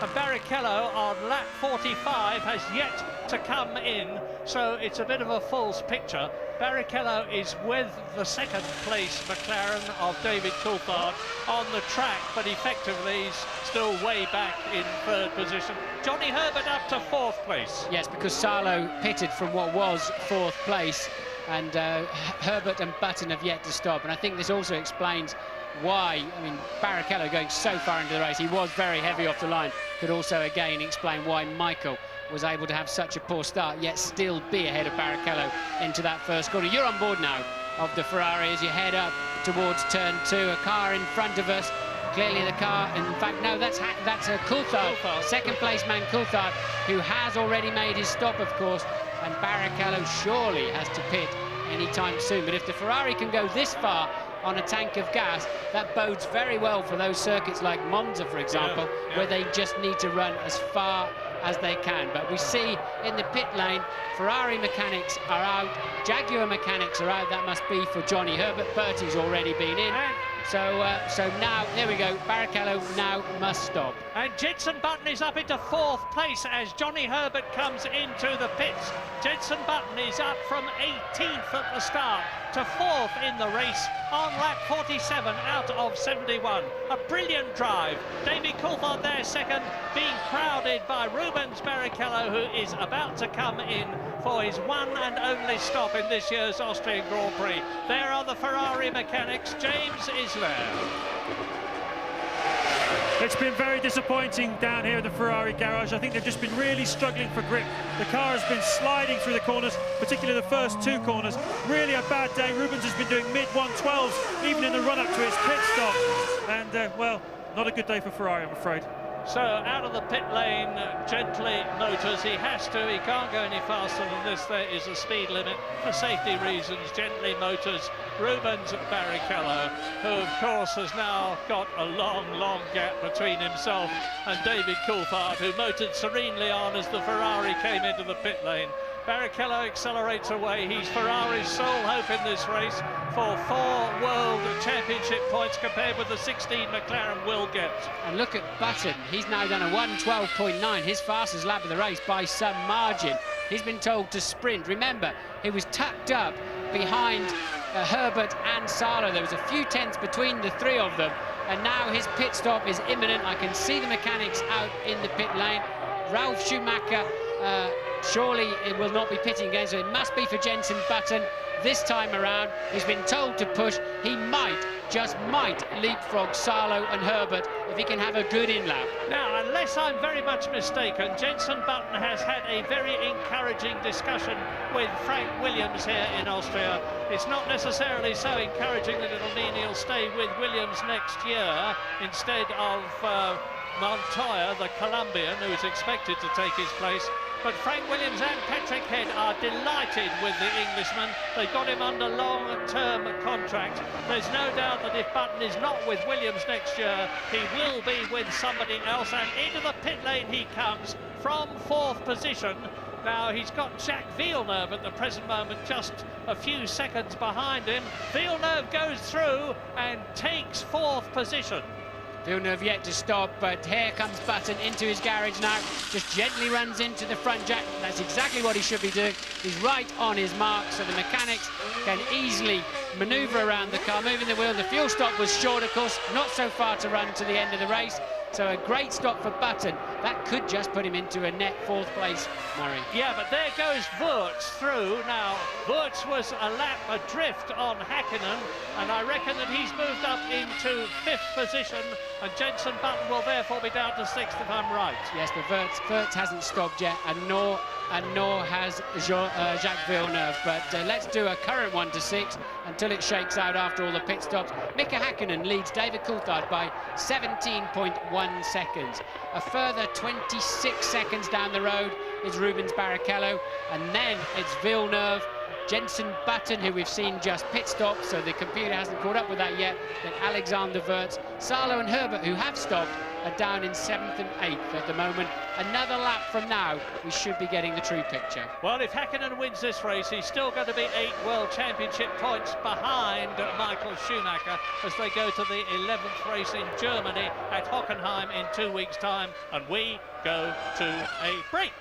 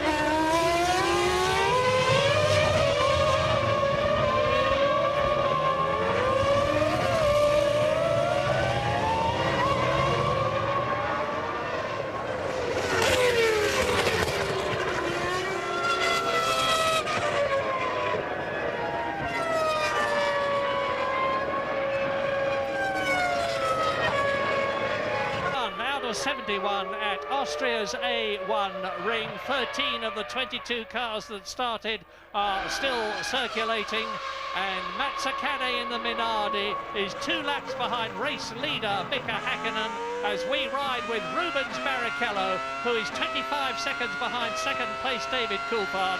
It is a McLaren whitewash. They're on a potential 16 Constructors' Championship points if they finish where they are now, and there is no doubt that McLaren will take the lead in the Constructors' Championship on race 10 out of 17. Let me give you a 1 to 10. It's quite interesting. At the front, it's fairly predictable. It's Hakkinen now 18 seconds ahead of Coulthard, who's a further 25 seconds ahead of the man you're on board with now. And then Villeneuve had a great stop and managed somehow to get out in front of Jenson Button, who did leapfrog Salo and Herbert with those 2 or 3 great laps he did before his pit stop. So all changed there. Villeneuve, some kind of stunning in-lap and pit stop, has got him up into 4th place. Louise is with Lacey. I am indeed. Jean, both Prost drivers out in the same accident. Tell us your side of the story. We were in 2 different strategies. Nick went out just in front of me with the full tank.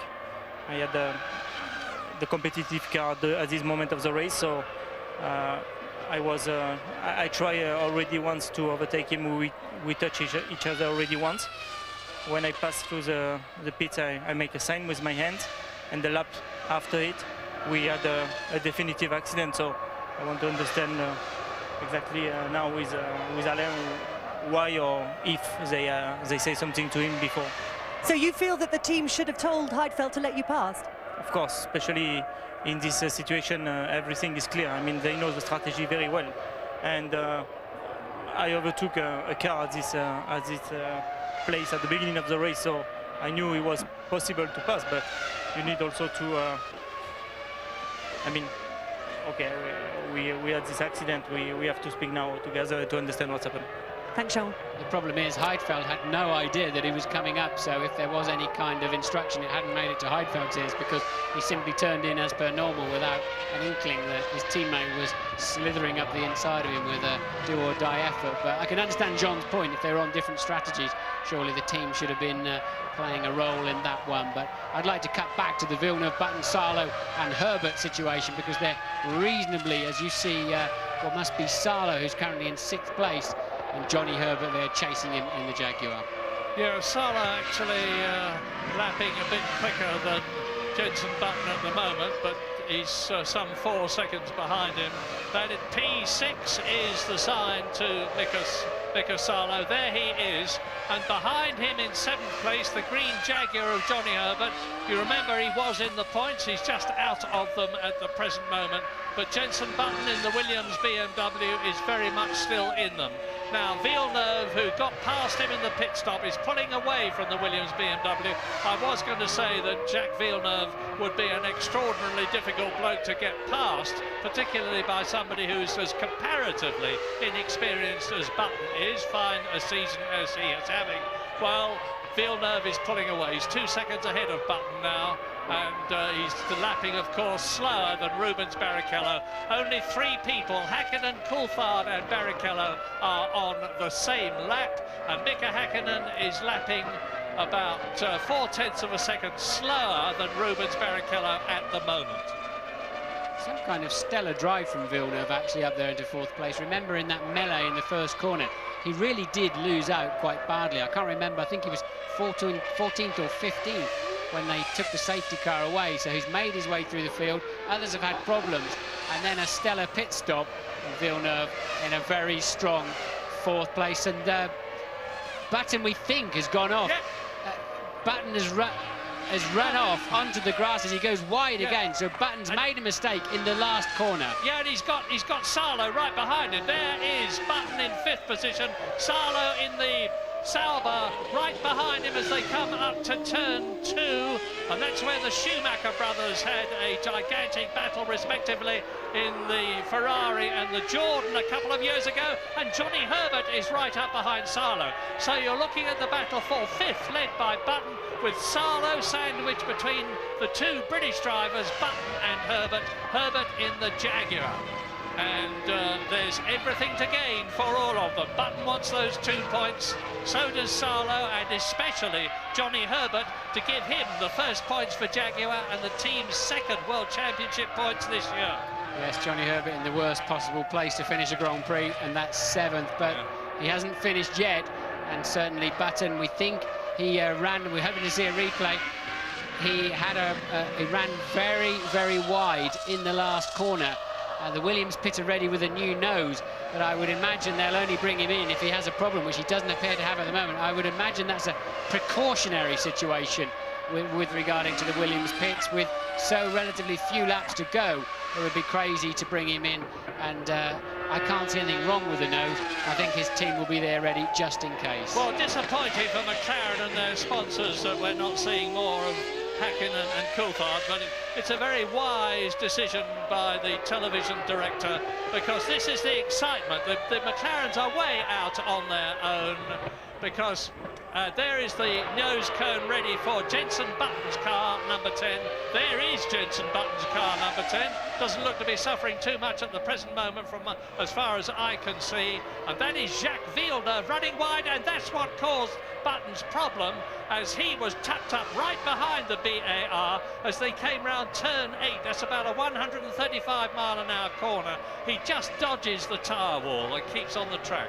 I can see why they're ready. There were bits and pieces falling off the nose, but it was mostly the wing end plates. I don't think it was anything critical or structural, but you do have to be careful, because if your front wing fails and tucks under your front tyres, you can have a pretty serious accident, as Salo once again moves within half a second of Jenson Button. But if that wing was going to fail, I would, big time, it would have happened by now. At the 180 miles an hour, yes, they're packing the kit away. 180 miles an hour, the download on that is several hundred kilos. So if it was going to break, it would have happened soon. Yeah, this is only Button's 10th Grand Prix. He only had one season of Formula 3 behind him. He was third in the British Championship last year and was second at Macau. He won the Formula Ford Championship the year before.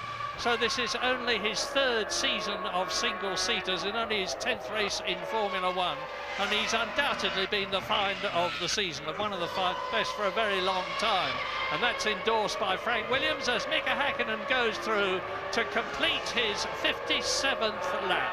71 laps in the race. He's coming up behind Jacques Villeneuve, who is in 4th place.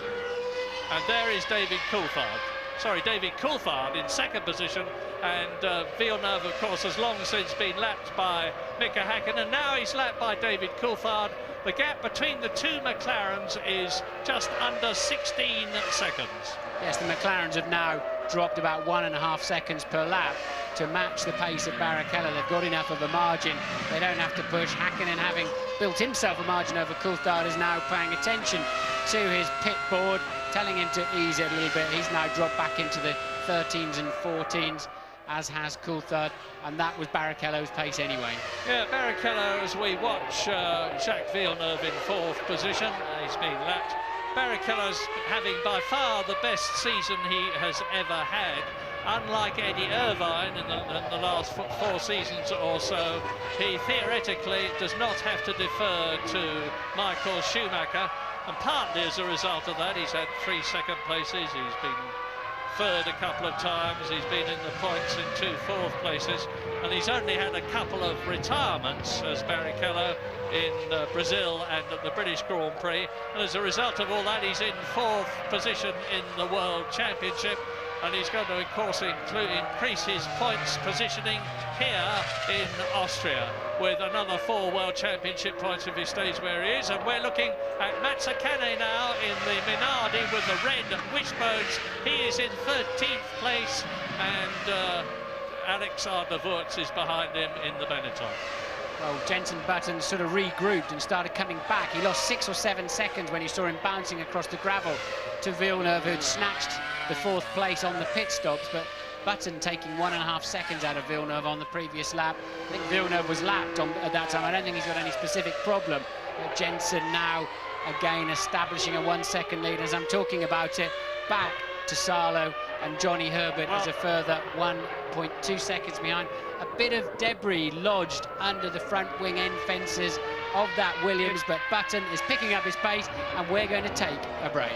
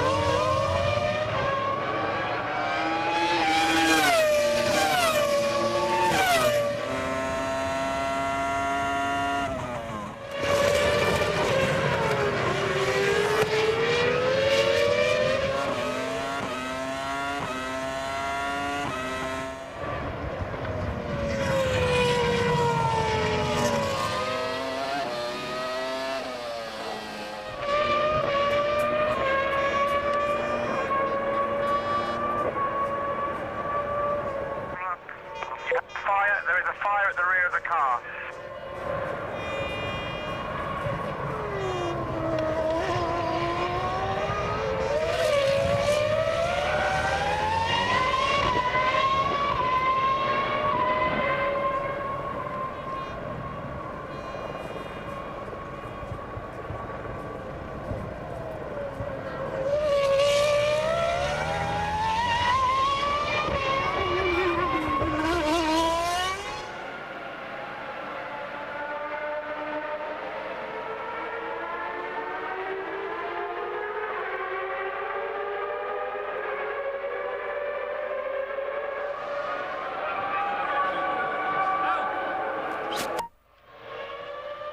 We ride with Rubens Barrichello there, and you see him in the background coming up behind Mazzacane, who is 13th, and Barrichello goes through on the inside.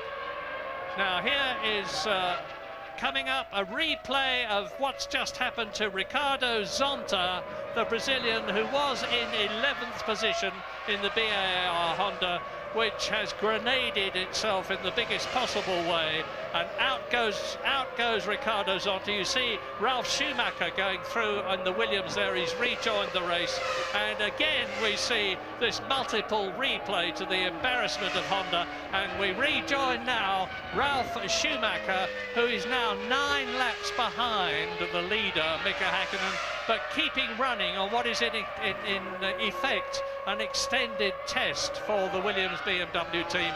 And his teammate Jenson Button is in 5th position, and if he can stay there, it will enable Williams to leapfrog Benetton in the Constructors' Championship and regain the 3rd position that they lost to Benetton in the Canadian Grand Prix.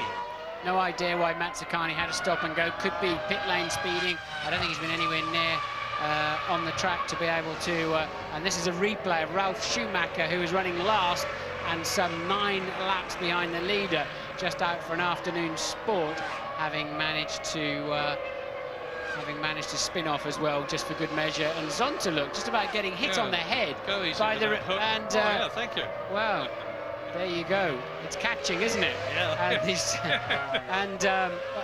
mean, damn thing nearly hit him on the head, didn't it, with the shovel of the tractor.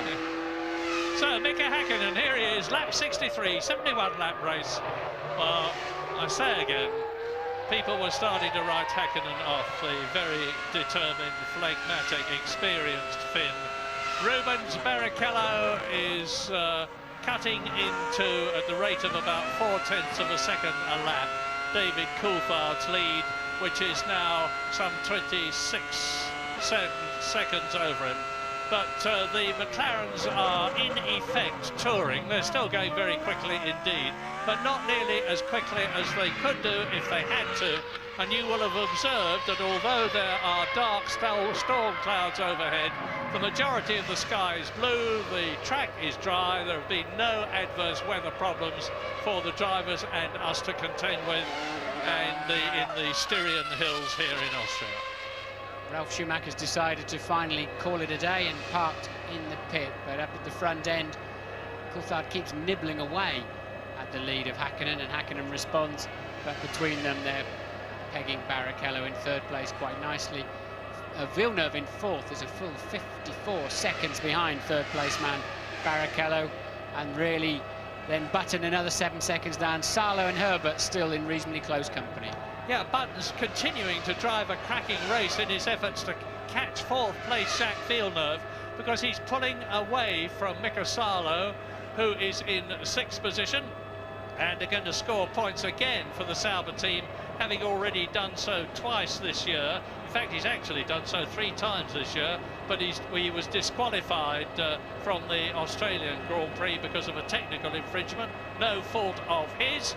But Jenson Button is crowding on extremely well. He's been lapped. There's only 3 people on this, the 64th lap at the present moment, and they are, well, Häkkinen, Coulthard and Barrichello. And we've been looking at this bird in its nest for most of the weekend. The producer seems to have a fixation with it. As you can see, it's in the corner of the Ferrari garage. Amazed that he managed to get a pass out of Bernie Ecclestone to get in there, but I guess the the action on the track is not that exciting right now, so we're seeing the bird tucked up in the corner of the garage, but Häkkinen probably thinks it's quite exciting from where he's sitting as he once again buries his foot onto the brake pedal and turns that McLaren, which really, they have been the class of the field this weekend, haven't they? Michael Schumacher was shaking his head. He just couldn't get that Ferrari on the pace, and just how near he was managing to make it for the near the pace for the race, we never got a chance to find out with that silly incident in the first corner, but Häkkinen certainly has been in a class of his own. Well, he may have a cosy little nest in the corner of the Ferrari garage, but if I know Formula One as well as I think I do, there's going to be quite a substantial wrenching. Lap 65, Mika Häkkinen goes through to complete it, and into his 66th lap now. He's only got 5 laps to go in, I was going to say, what will have been a magnificent comeback. That's silly, really, because Mika Häkkinen has certainly never been away, nor has Louise Goodman. She's down there in the pit lane. I am, and indeed with Ralf Schumacher. Ralf, one way or another, a pretty troublesome race for you today.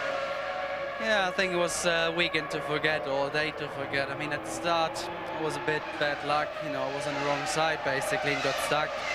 Then we had a brake disc problem, so I had to come in. We had to change the brake disc. I mean, it was a whole big mess this weekend. You were 8 laps down. Why did you ever keep going in the first place? It was just a decision taken by the team to keep on driving, see what we can do and what the car's like. That was the only reason. Thanks, Ralph. Oh, not a good day for the Schumacher brothers. By far the most successful set of brothers that have ever taken part in Formula One. There are 7 sets of brothers, the Fittipaldis, the Stewarts, the Rodriguez brothers. I can't remember all the others off the top of my head. But Schumacher, Michael and Schumacher, Ralph, have been quite outstanding as siblings in Formula One. And Mika Häkkinen is quite outstanding here.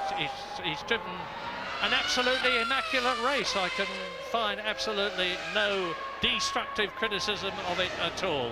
He started from pole position. He's led all the way except for when he came in for his sole pit stop when his teammate David Coulthard took over the lead, which Mika Häkkinen regained when Coulthard came in for his stop. And it looks as though it is going to be the 16th career win for Mika Häkkinen, and it's going to be the second only. It's only going to be the second win this year. He won 5 times last year, and that chap's been tottering about with that finish flag, to my certain knowledge, for 4 hours, because I was watching him do it this morning. Now that you put the Murray Walker curse onto Mika Häkkinen, Coulthard is eating into his lead. It's now down to 11.1 seconds, but without doubt, Häkkinen is now enjoying the fruits of his afternoon. Earlier in the race, when he eked out that advantage with speed and with good use of the traffic, and Barrichello making his way through the back markers. I think Mazzacani, who's just being lapped again, actually got his stop-and-go penalty for not moving out of the way. We see him on the computer having had blue flags waved at him, so he was penalised, soon got out of the way that time, as Coulthard does a new fastest lap of the race by a long, long way. It just shows you the kind of pace those McLarens could have had this afternoon. He's done a 1:11.7, so Coulthard deciding he's going to have a bit of fun at the end. As long as he doesn't fall off, he'll be okay. And he's now just 9 seconds behind Häkkinen. And that is an average speed around this 2.7-mile circuit of well over 134 miles an hour. Not just a maximum speed somewhere, an average speed round the whole circuit. And he's been doing speeds of up to 190 miles an hour at turn 1 and down to 45 miles an hour on turn 2. This circuit is in effect a series of straights with 2 or 3 very, very tight and slow corners. It's a killer on brakes. I'd imagine McLaren pits will be on the radio saying, have a word with yourself, David. What are you doing so close to the end of the Grand Prix? Häkkinen, you know, if you get there, you've got to pass him. Häkkinen can surely pick his pace back up again, but David obviously comfortable that he's can handle that kind of pace without falling off the road. He's got 27.5 seconds, look, back to Barrichello, and now he's stopped it. He's a 1:14.4. I think that was David just demonstrating, hey, look, this is what I could do if I really had total freedom this afternoon. There's Mark, who is Mika's bald-headed like me, Finnish-speaking physio, standing as ever with Eija, who is Mika's wife, while they watch their man's progress around this circuit, this magnificent, victorious progress. James, you've got something to add? Yeah, Coulthard got a board there from the team saying easy. I just wonder whether in the early part of this race, you know, when they were hanging the boards out to both drivers saying easy, shift, revs, etc., and Hakkinen was ignoring that, just going faster and faster. I wonder if he was just trying to put pressure on Ron Dennis to say, look, we need team orders here. Tell DC he's not going to attack me, he's not going to race here. I just wonder whether that's gone on over the radio during the race. I just wonder whether that lap of DC's wasn't just a little bit of frustration. What do you think, Martin? Well, David's certainly short-shifting plenty early enough at the moment as we move into these last few races.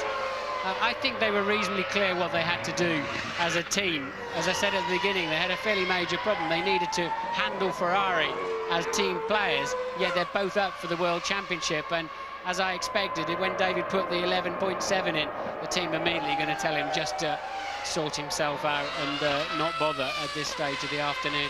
I don't think that there was anything between them to say, hey, he's going to win the race and you're not, or anything like that. I think it's just this afternoon, Hakkinen has had more pace. Yeah, well, if there is pressure between them, there's going to be even more in Germany, because David Coulthard is still, if my mental arithmetic is right, going to be 2 World Championship points ahead of Mika Hakkinen, still in second place in the World Championship at the end of this race.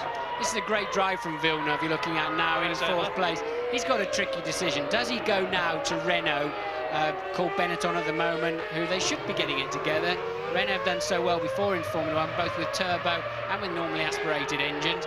Or does he stay with BAR and trying to take some of the advantages out of all the hard work he's put in there? And oh, that was close, wasn't it? So I think Villeneuve really is in a tricky situation, because the last 3 or 4 races, that BAR has appeared to almost be the best of the rest after Ferrari and McLaren. That's Wurz trying to stay ahead of Pedro Diniz and retain his 9th position, as Mika Hakkinen is now on his 71st and last lap, victoriously driving on at the A1 ring in Austria. David Coulthard, there is Hakkinen. David Coulthard is 12 seconds behind him. Rubens Barrichello is catching both of them, but it's academic. He's in 3rd place, 30 seconds over behind Hakkinen. Villeneuve, that magnificent 4th. Button is going to be in the points because he won't have to do the 71 laps on account of the fact he's been lapped. And Mika Salo is going to score a point, and Johnny Herbert is just going to miss it in 7th position. So in the closing stages of the Austrian Grand Prix, up to turn 7 comes Mika Hakkinen at about 130 miles an hour, down to turn 8, and in Austria, Mika Hakkinen crosses the line to win his 16th Grand Prix, and we look back now for David Coulthard, who is going to be about 12 seconds behind his teammate. There he is, a magnificent, magnificent Austrian Grand Prix for McLaren. 16 Constructors' World Championship points. They move ahead of Ferrari, and my goodness, it is mighty, mighty close now in the Drivers' Championship, because Michael Schumacher is on 56 points. Mika Hakkinen is on 48 points, and David Coulthard is on 50 points. So it's going to be a terrific climax to the season, starting with the German Grand Prix at Hockenheim in 2 weeks' time. But to say again, the best possible situation, and that's for the 4th time this year for McLaren, because they achieved a 1st and 2nd at the British Grand Prix and at the Spanish Grand Prix 2 weeks ago in France, here today in Austria. 16 points times 4 from those 4 races alone. Barrichello just about saved Ferrari's bacon, but it was not a very convincing demonstration, one has to say, because he was 30 seconds behind Mika Hakkinen. And Villeneuve, who was 4th, was lapped. Button, for the 3rd time this year, scores World Championship points by finishing 5th after having started 18th. A terrific drive. And Mika Salo, who started ahead of Jenson Button, finishes behind him. 6th position, 1 World Championship point. 7th, Johnny Herbert. 8th, good finish for Marc Genet and Minardi. 9th, Pedro Diniz, so both the Saubers were in the top 10. Alex Wurz, the sole Benetton, in 10th position. Luciano Berti finishes, only lapped twice in his first Grand Prix, and that was for Jaguar. Both the Jaguars therefore finish, and that is an excellent achievement after the problems they've been having. Last one to finish, 3 laps down, Gaston Mazzacane from Argentina in 12th position. And James? Well, I tell you, Murray, Ron is very, very happy. You've got your world champions, got his magic back. A tremendous day for the McLaren team. Yeah, it's good. Very good. Very happy. Great for the team, everybody back home. And I think it's, you know, both drivers just did a great job. You had to hang a few boards out to them to tell them to slow down at several stages. Did you at any stage you tell them to hold station, or were they racing each other all the way? No, they once Mika had enough lead over David to manage anything that could happen in the pit stop, we slowed them both down. But they drove very well together, and it was hard for us to see them race so hard at the beginning. But once it was optimum gaps, then there was no sense to race each other, and very pleased for them both. Big party in Woking tonight. Well done, Ron. Thank you. No change in the top 6 in the Drivers' Championship, but now just 8 points top covers the first 3. Michael Schumacher 6 points ahead of David Coulthard, who is still second, but Mika Häkkinen in 3rd position, 48 points, 6 behind Michael Schumacher, 2 behind David Coulthard.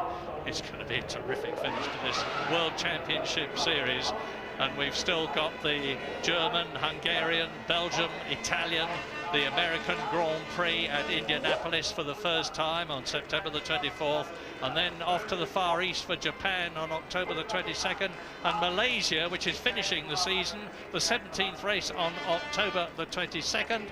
And I confirm that McLaren are now leading Ferrari by 6 World Championship points in the Constructors' Championship, having taken 2nd place to them all the way up to now.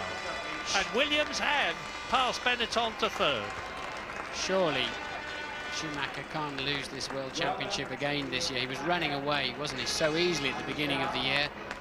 McLaren seemed to have no reliability. Coulthard lost his points in Brazil. It just seemed so easy for Michael. Now he's got 2 McLaren drivers ganging up on him. They're just 2 points apart and 6 and 8 points behind him. So Michael really has got his hands full. But worse than that, Murray, the McLaren at the moment is a faster race car. In qualifying, I don't think there's much in it overall at the various circuits, but in the race, the McLaren is faster. Yes, we have to remember that Michael Schumacher is a superlatively good driver, and he can normally make up for something. The Ferrari is undoubtedly closer to the McLaren than it was last year. I mean, here last year, the 2 McLarens were a full second faster than Ferrari in qualifying, and that was a long way from the case today. But as you rightly say, the McLaren-Mercedes combination is better than the Ferrari chassis and Ferrari engine combination. And it's going to take an awful lot of work by Ferrari to get closer, because once the season has started, it is so difficult with testing and 2 weeks gap between each race and having to go to the next race to develop faster than the team ahead of you. What was significant is when McLaren went to Ferrari's test track in Mugello last week, Panis, the test driver, was quicker both days than Michael Schumacher in the Ferrari, where he uses the car quite a lot. So Ferrari will have to regroup. They'll have to come back with something stronger. They've got Ross Brawn and Rory Byrne and a host of brilliant engineers at the Ferrari factory. Surely they can come up with something. They need to now, otherwise I can't see them being able to defend. I can't see Michael being able to defend the onslaught of Häkkinen and Coulthard. No, neither can I. Talking about Olivier Panis, incidentally, who's done such a superb job as test driver for McLaren this year, I would not be at all surprised to see him back in Formula One as a competitor next year, perhaps for the Arrows team. That's my tip for the future. Let's see whether it works out. That's a very happy Häkkinen. And I mean, the story that because of her pregnancy, Mika Häkkinen was losing motivation has proved to be so much nonsense. Big crowd here in Austria. They've seen an excellent race. It was a pity, frankly, that the potential battle between Schumacher, once he got past Barrichello, as he would have done, was beaten. But so you can see how happy Mika is, rejuvenated. You don't see him as ebullient as that. That's a sort of Schumacher stance.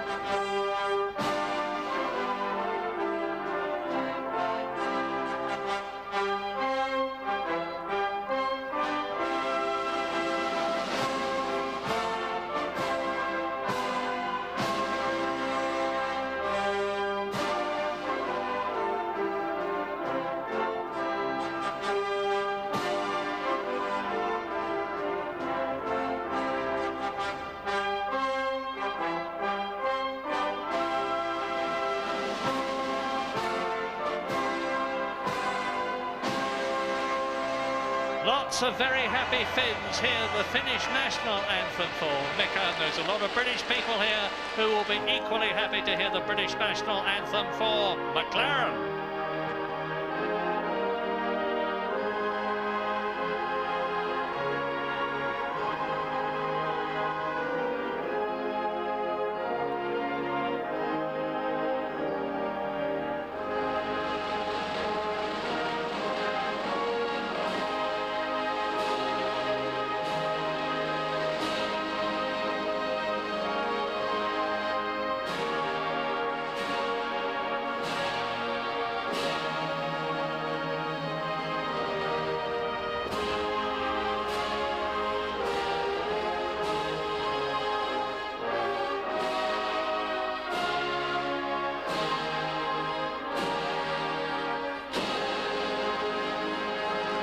I see Dave Ryan, who is the team manager for McLaren, is very rightly going to receive the Constructors' Trophy, but Mika Häkkinen gets the Drivers' Award from Dr. Wolfgang Schüssel, who is the Federal Chancellor of the Republic of Austria.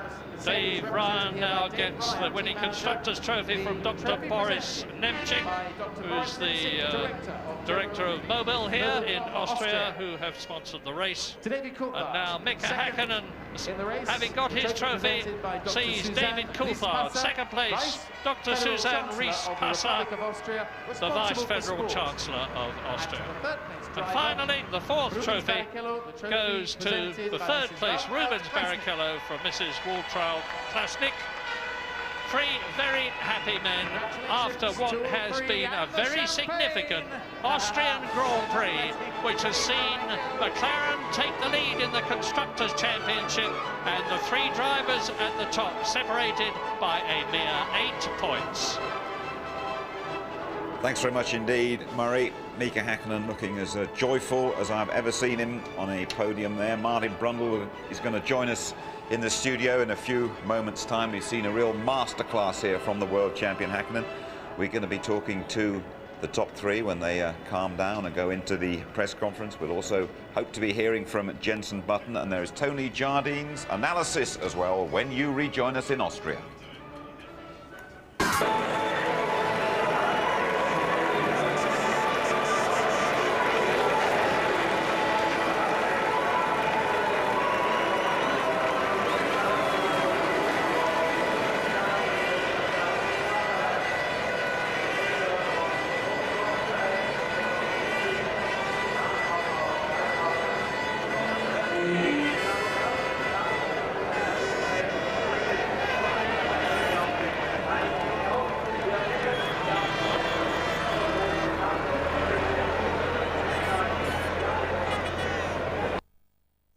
Afgewacht.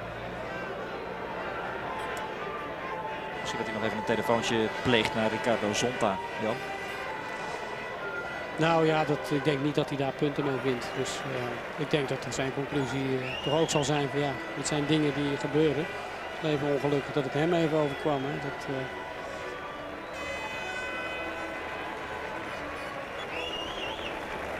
Voor de foto, Hakkinen, Coulthard en Rubens Barrichello.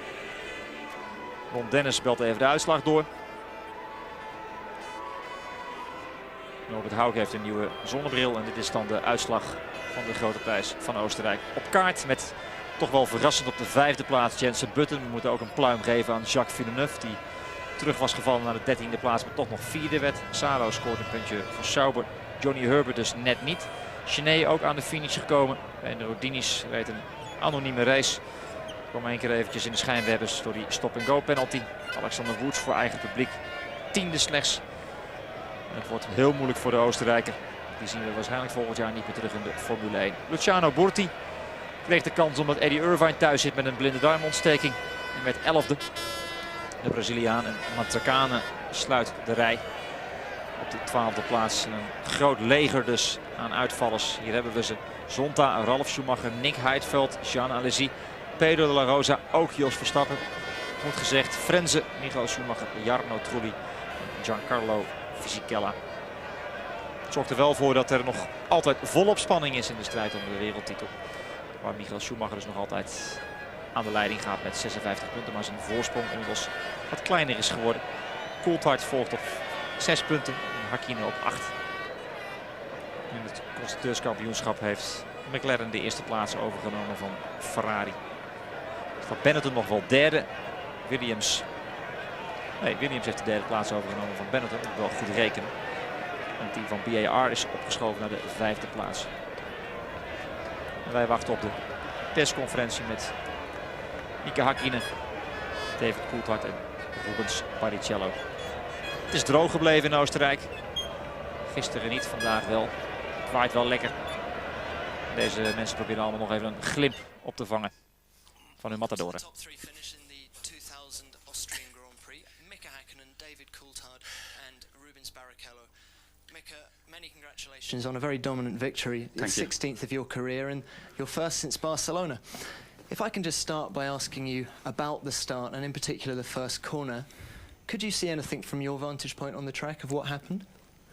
No, I did not see what happened. I just saw what happened was going round the first corner. When I was heading for turn 2, they showed yellow flags, and I was a bit surprised why they showing yellow flags over there. But then later on, after turn 2, the team informed about the safety car, and it was impossible to really to see what happened. But then when I went next lap, I saw a lot of cars on the gravel, so I realized what happened. Now, early on in the race, you received a shift rev sign from your pit. What was that? Yeah, it's something what the driver doesn't necessarily want to sometimes see. It basically it means it's no point to rev the engine in the maximum RPM, so you don't have to take everything out of the engine. In that point, personally, I was not sure exactly was there a problem, or did they show me just it was no point to push. So automatically, I did drop the RPM, couple hundred revs, and. But there had been no team orders at that point or anything like that. What? No team orders at that point. Sorry, I didn't hear that. Okay. Mika, look, well done. Thank you. David, you made a super start, equal with Mika, and then seemed to brake very hard into turn 1. Look, did you change of heart going into there? Well, you have to brake hard for the corners, first of all, and being on the inside, then you never come quite sure exactly where the dust is and how much grip you're going to have. So I took it as far as I felt comfortable, and obviously Mika had the advantage because he was on the outside. So you just have to sometimes accept that you can't brake as hard and as late on the inside line as you can the outside. Simple as that. Mika pulled out a significant gap in the first stint. Did you have any problems? Because he then came back and set fastest lap right at the end to prove that you had the pace. No, not especially. I was, first of all, as you can probably imagine, quite happy with the outcome of the first lap, because that gave me an opportunity right away to close in a lot on Michael. And it became clear after about 8 or 9 laps that the extra fuel I was carrying initially meant that Mika was able to open up a slight gap. So then there was no real point to battle really hard, because I'm chasing a slightly quicker car at that point.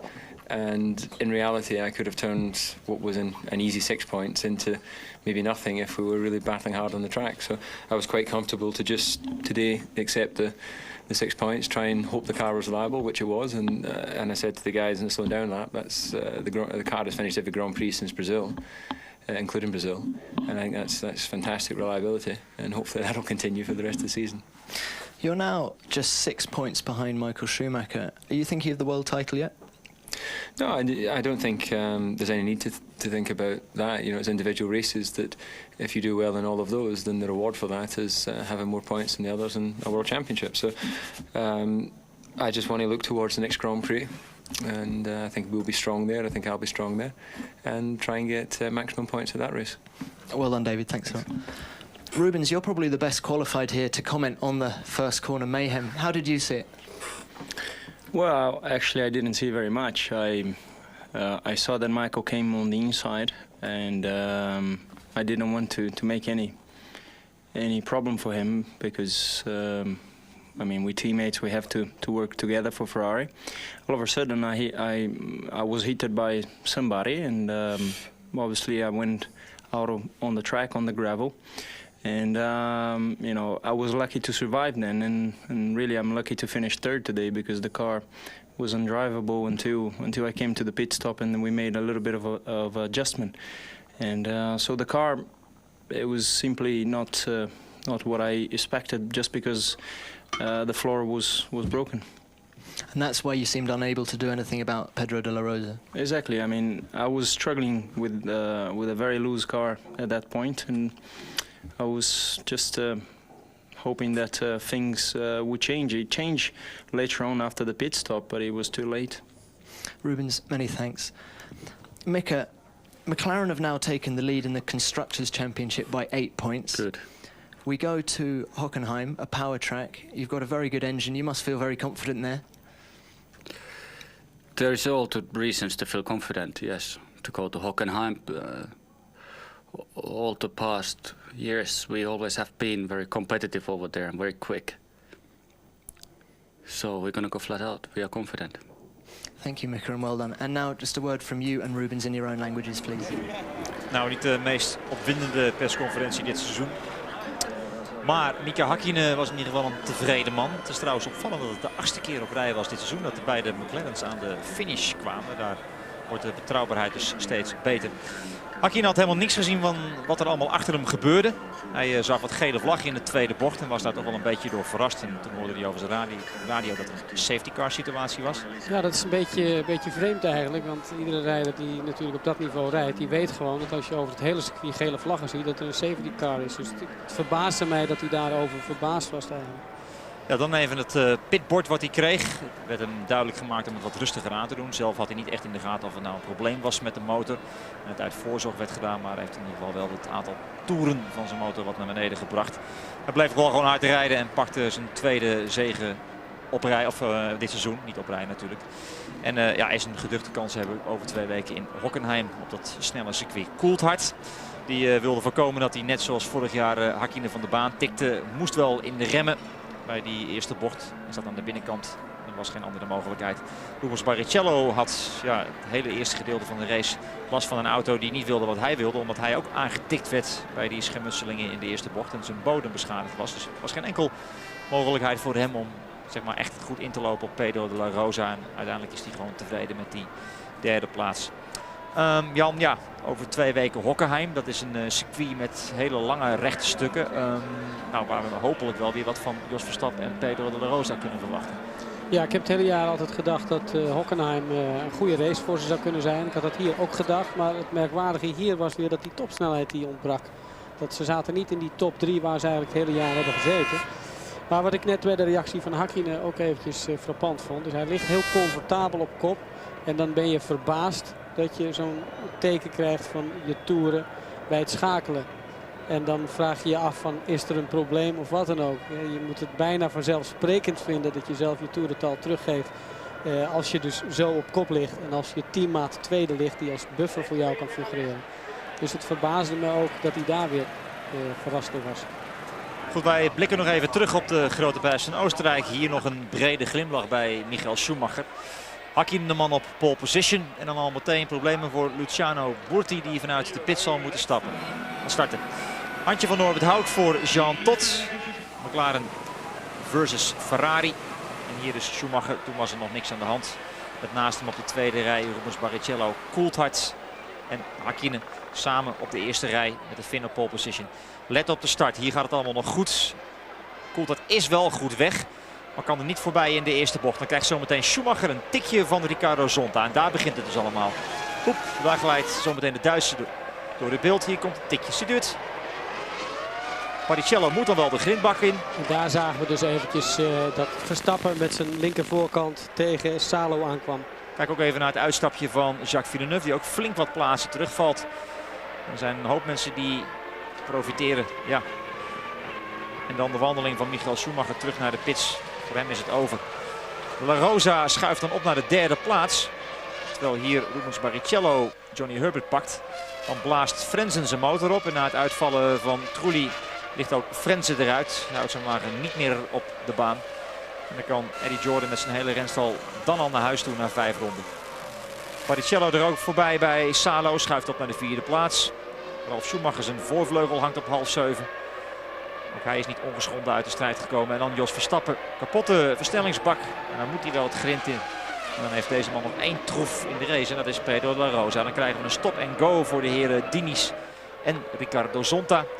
Burti eenzaam en alleen strijdend in de achterhoede. En Hakkinen rijdt dan zo op het oog een gewonnen race. Want deze man heeft iets meer benzine aan boord. En Hakkinen rijdt van hem weg. Herbert en Button zijn dan de mannen die geprofiteerd hebben van wat er allemaal in de eerste ronde gebeurde. En maken kansen op punten. Hier Rubens Barrichello, u ziet het goed, zijn bodem. Daar is iets kapot en daar heeft hij dus last van. Gaat er niet altijd zachtzinnig aan toe op de A1-ring.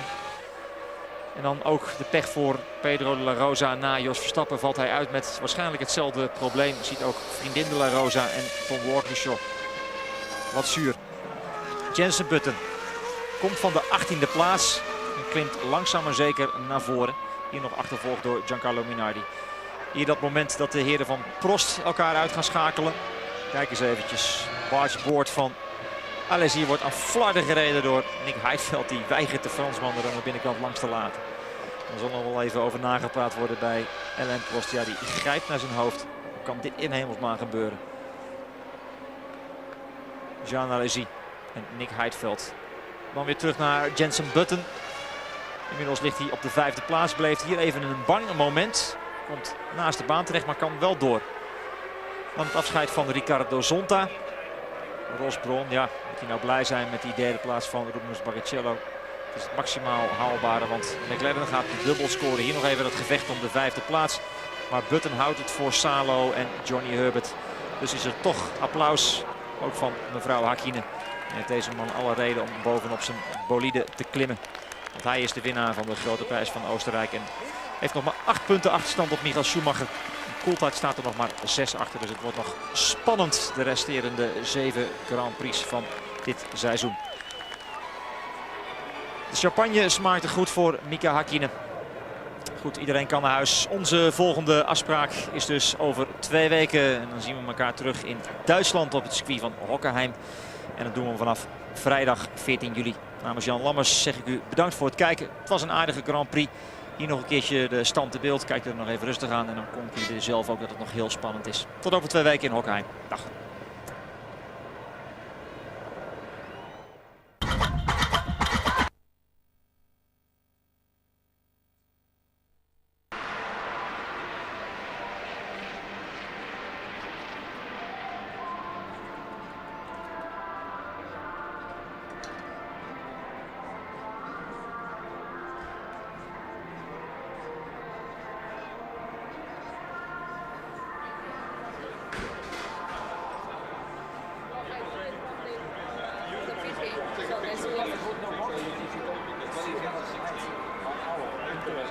crowd, you know.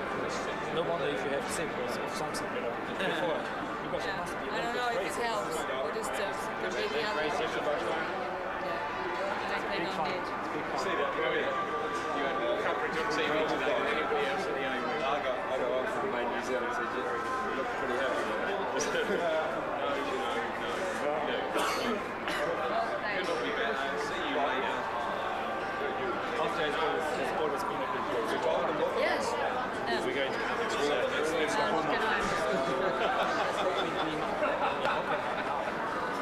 Guaranteed we ain't going to tell you, isn't it?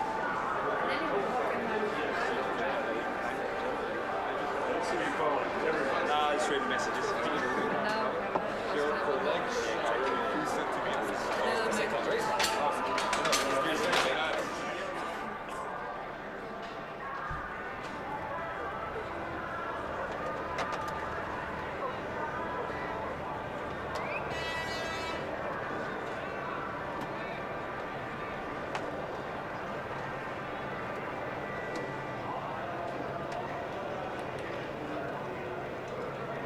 Richard!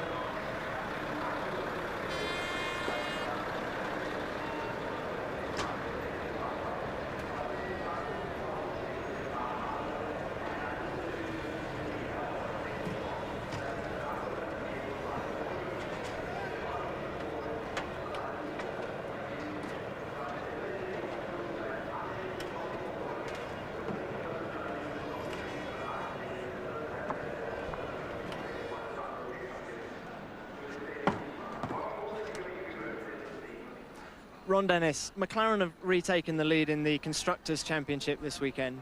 Mika Häkkinen's return to form. You must be an extremely happy man. That's a pretty good outcome to the weekend. I think we've worked hard, not just for this weekend, but for all the races leading up to it. It's psychologically, you know, we were well behind.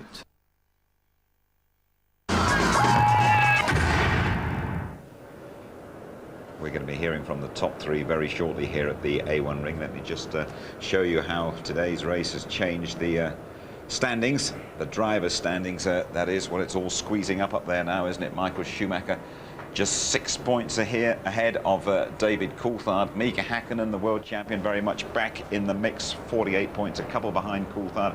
Barrichello up there on the podium on 36 points. Fisichella, a rare non-finish for him today, back on 18. Ralf Schumacher had a pretty bad time in the Williams on 14.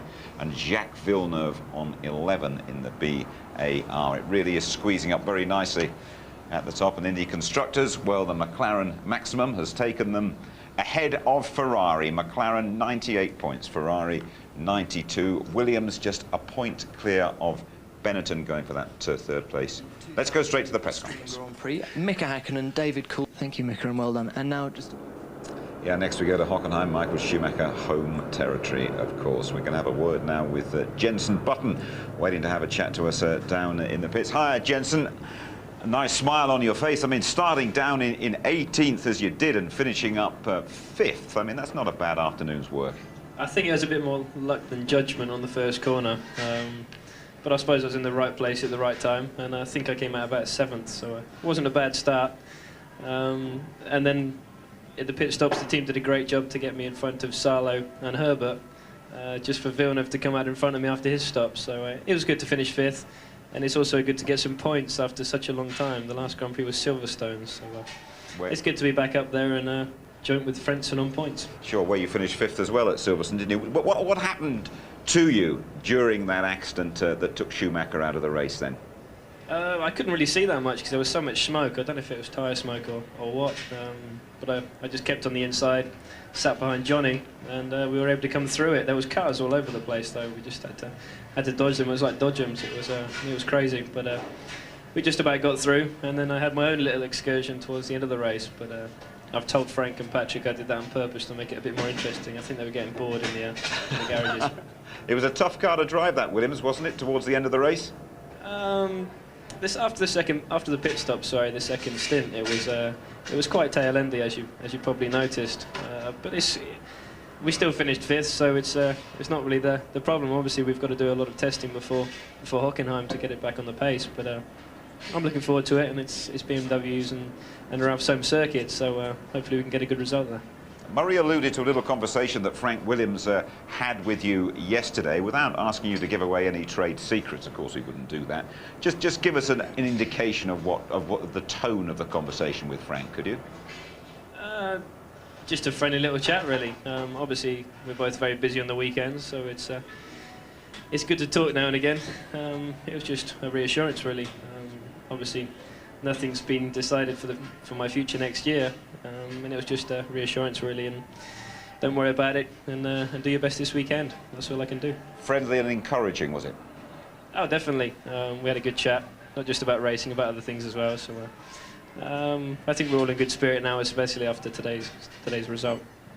And from your point of view, Jensen, we're sort of at a half-term stage in the Formula One season anyway. If you were making your own report, what sort of marks would you give yourself so far? What sort of comments would you make? Sort of comments. Do another start like this one, but I don't think that's going to happen, and hopefully I won't be that far back next time. I'm happy, definitely, to be on 5 points after half season. The same as Frenson and the Jordans, so it's good. I'm very happy. Obviously, we've had some bad races as well, but I suppose you have the bad with the good, and just hopefully my bad luck's out of the way now, and we can just concentrate on getting good results and learning the circuits as well still. So it's not too bad.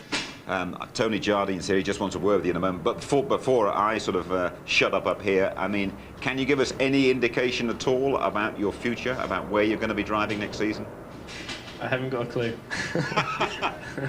Hopefully here, but we'll see what happens. We'll see in the next. Okay, thanks, Jensen. Here's Tony. Jensen, also, you were ahead of Ralph most of this weekend. You must be very pleased with that. That's progress, isn't it? Sorry, I've lost you a bit. The engine started. But no, it's been a good weekend for both of us, I think. Ralph had a few problems on Friday testing, but no, we've been pretty close, and it's good to be on Ralph's pace again. And it's good for both of us because we can both push the car to the limits and try our different ways. And it's been good. We've worked well together this weekend, and it's good to get some points. I mean, Ralph wasn't able to due to the start, but I think he would have done a good job as well. Thanks, Jensen. As always, we appreciate you joining us, and of course we're watching you very closely no matter what happens next season. Thanks very much indeed. Thank you. Right, Martin Brundle, let's go back to this race. A little comment on that young man. I mean, starting from where he did, and they'd had a pretty miserable old time until the race, haven't they, Williams? He did the business this afternoon, didn't he? Yeah, he kept his head, didn't he, in difficult circumstances. Then put a good race in, made one small mistake, which he's able to have a grin about afterwards. But otherwise, it was good. I mean, obviously, BAR managed to get Villeneuve out in front of him. Otherwise, I think he could have had a pretty solid 4th place there. But, I mean, McLaren are on such a roll at the moment, aren't they? Maximum points here, maximum points a couple of weeks ago. And Ferrari, well, will they be able to find something in the second half of the season, do you feel? Well, they've simply got to, haven't they, somehow. They've got enough people and they've got all the resources they need to do that. So, yes, I think they will find something. But what's to say that McLaren haven't got a few more tricks in their box yet as well? And you could see at the press conference there, the 2 McLaren drivers were, you know, they're really looking forward to Hockenheim, aren't they? And Barrichello was a bit reflective of, my car wasn't very good in the first part of this race, and he was 1.5 seconds off the pace, as we said. Seems like he may have had a damaged floor from the first. How he knows that, I don't know, because the drivers, you don't get much chance to look underneath your car when you're in Parc Fermé, but it's a good story anyway. But nonetheless, clearly Rubens has been fast around this track all through practice, qualifying, and the warm-up this morning. In the race, he had no pace at all, did he? So he was struggling for whatever reason. We'll look at the key instance in just a couple of minutes' time. But, you know, I was over there this morning in the media centre, and someone came up to me and said, you could bet your life on it. First corner, Schumacher's going to get taken off. Now, did it come as a great surprise to you, bearing in mind the shape of the grid, that happened? It was Zonta that ran into him. Zonta's traditionally started a long way down the field where you have to brake very early for the first corner because you get a concertina effect. His big moment had arrived, hadn't it? Zonta out-qualified teammate Villeneuve, right up with the big boys at the front. Up the inside, Coulthard was saying it's dusty up there, difficult, and he simply outbraked himself going in there and gave Michael a nudge. It just happens. As Michael said in his interview with us halfway through the race, I've done that enough times. We've all done that. It happens, you know, there's nothing you do. Your front tyres are cold, your brakes are cold, and if you go in a few metres too deep, you're just going to have an inevitable accident, and Michael was on the receiving end of it.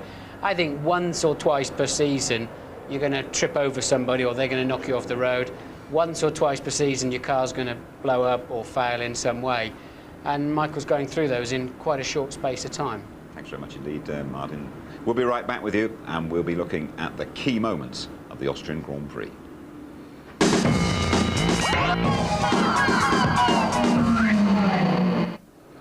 I have to tell you, there's been a very dramatic change in the betting for the World Drivers' Championship on the back of what has happened here. These are the odds supplied to us by the bookmakers Ladbrokes. Well, those were the odds back on June the 3rd, well, a month ago. Schumacher, a prohibitive 7-1 on favourite. Mika Häkkinen, world champion, at 7-2, and David Coulthard, a big outsider, at 12-1. Spool on. After the race today, odds against for the first time this season. Michael Schumacher 5-4, and the bookies go 2-1. Both Mika Häkkinen and David Coulthard, underlining what a thrilling climax to the season we are in for. Okay, Tony, let's have a look at the start of the race. You have first bite at this and give us your views on what happened here.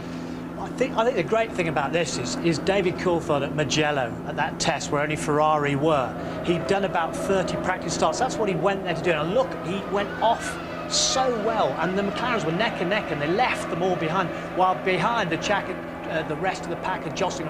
Häkkinen just nips in there, and then it all breaks loose as Zonta does his stuff on the outside. Now Barrichello there escaping, you can just see him going across the gravel. You can see how badly Villeneuve was affected. Poor Trulli's out. Ralf Schumacher, you can see there, he's stopped as well. He's taken the damage. But look again at the anticipation of Coulthard. That is one of his best ever starts, and he was neck and neck all the way there, just until that last corner leading up to turn 1. And there's the mayhem. There's Schumacher spinning off. There's the damage. Now more damage done now by Trulli going in and taking it off. And on the inside, the Sabre of Deniz has spun off as well. Now he gets a tap, I think, Barrichello here. Look, just from Trulli.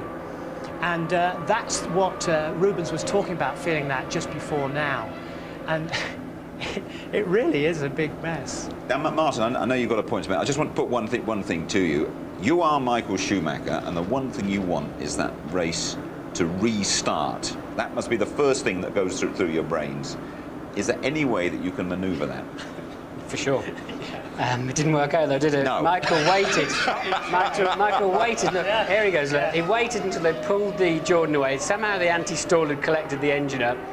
He drives back onto the racing line, look. So the car's working absolutely fine. And, oh no, I'm going to have to park it there. But looking again at that replay without having to commentate on it, there was a set piece going on with Ferrari into that first corner. Barrichello was yielding to Michael. And they both got a thump up the backside, because I think they were hovering to make the set piece work, because Barrichello got a much better start than Michael. Although his car was fatter, had more fuel on board, we know he went 40-odd laps into the race. But as he was hovering, letting Michael go, the pair of them got whacked up the backside. So is that in some way Ferrari really paying the penalty for Michael Schumacher being their numero uno, come what may? No, I don't think it's fair to say it's a penalty. I think they had a strategy. They didn't have as fast a car as McLaren. Therefore, they had to pull something out of the bag. I think that was very legitimately part of that procedure, but they paid a price for it, because while they were hovering, the whole lot behind them just couldn't slow down. Jim, I was just going to say, I mean, it's an old rally trick, is that if you've had a bit of an accident or whatever, you try and make sure the car ends up in the middle of the stage, so you block the stage. And I'm sure there must have been a thought there, as Martin said, well, and just get it to the edge there, and maybe this red flag is what I want. The irony here is it's Charlie Whiting, the race director, on whom all the drivers turned in the briefing on Friday night when they were complaining all about Schumacher's starts. And it's this time Charlie's prompt action to get the safety car out and the work of the marshals that has conspired against Michael Schumacher. And he was defending Michael Schumacher almost on Friday by saying, look, he hasn't actually done anything wrong. If you needed to do do anything. You should have protested after the French Grand Prix. Charlie wanted to make sure our programme didn't go into Coronation Street again, I think, so he didn't want to... That would have been some overrun, He didn't want to put the red flags up. Heinz Harald Frentzen crashed off the street, didn't they? And then, I mean, the Jordans have had a pretty rough old time here all weekend. They're not having a great season, are they? All the potential's there, the speed is there. Frentzen, I'm pretty sure this was not his fault. The car was already smoking as he went in there, and he buried the throttle trying to drive his way out of problem. I mean, of course, he doesn't know why the car spun off. We had a better view of all of that than he did. He did the only thing that he could, and that's bury the throttle. Unfortunately, he should have stopped about now and let the car roll backwards, because with the tyres still churning, all it's going to do, I mean, we know the car runs just over an inch off the road. You haven't got to lift much gravel out of the way before you're on your belly. OK, let's have a quick word, shall we, with Johnny Herbert. He's got that Jaguar home in 7th place, and here he is chatting to Louise. Johnny, 7th place, that's almost the worst place to finish, isn't it? It is the worst place to finish, I think. Yeah, it was disappointing because obviously 5th before the pit stops and 7th after them, so it was close to Mika when we came out, but it wasn't quite enough to stay in front of him. And then Jensen, obviously when he pitted, they seemed to gain a hell of a lot of time, and he came out in front of both of us. So then it's very, very hard. I tried as hard as I could to get up to them, which I got up to the back of Mika, but it's very, very hard to pass. But maybe another lap. So you'll be off to have a little word with your team now, will you? Well, no, I have to see why we lost it. It may not be, maybe just that they did a better one than us. But okay, again, I don't know yet. I have to see.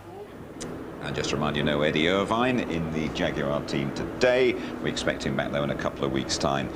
We had the story about Prost, Martin, before the race. It looks as though Alain Prost could be coming to the end of his stewardship there. I'm sure that story will develop. But I don't know if it's ever happened to you, but I mean, it's pretty embarrassing when two cars take each other out from the same team, isn't it?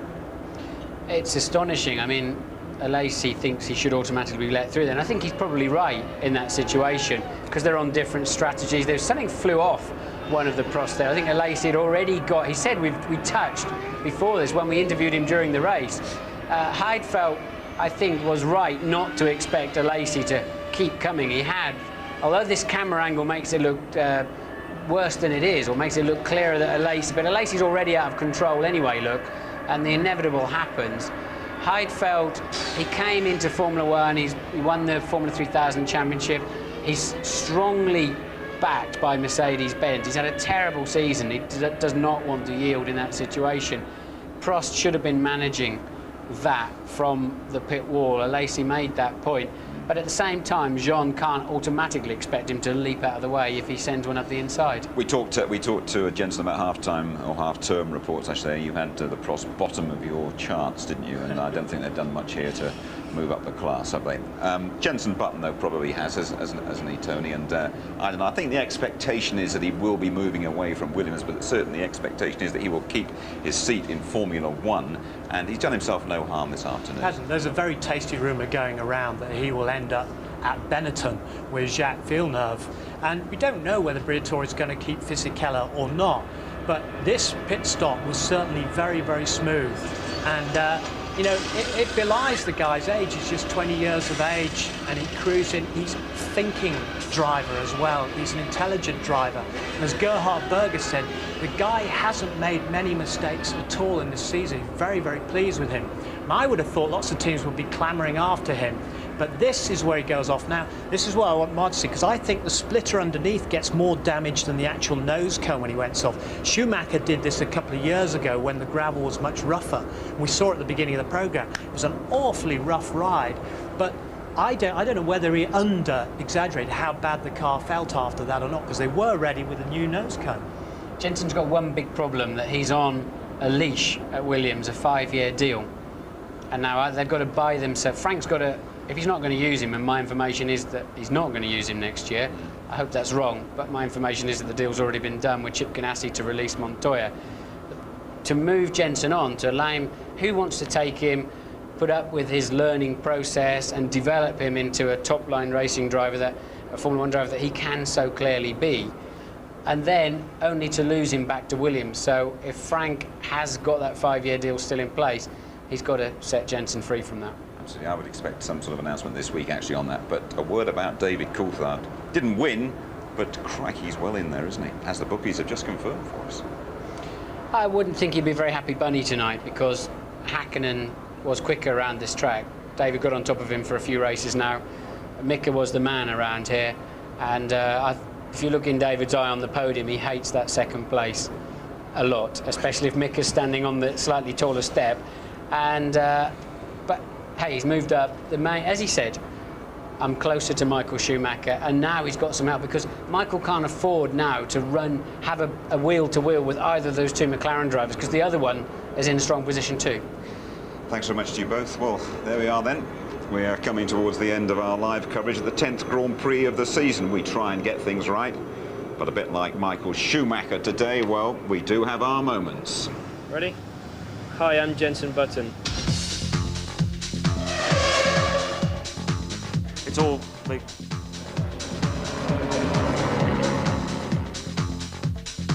Yeah, I'm ready. I'm just waiting for something to happen.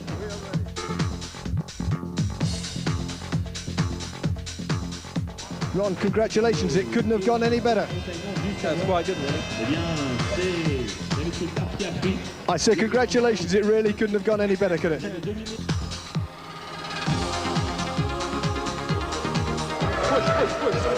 Can we grab a word, Mika?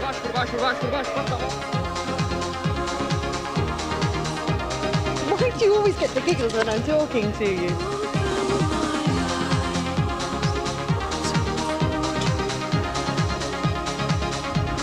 He is very excited. Yeah, I can imagine. Yeah. Is that all right, darling? Lovely.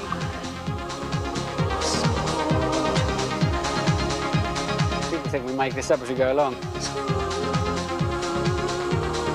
That's the same colour as my hair, isn't it? Respect, Max. Yes, we should do all this. This is like LEG. Have you ever interviewed me before? I interviewed you this afternoon after the qualifying session, Johnson. I don't know why I had to say respect. it's some wind-up. So that he could have a tart. Chilly and totally uninviting. That's the scenario. No, Keith, you're not panning up there, pal, are you?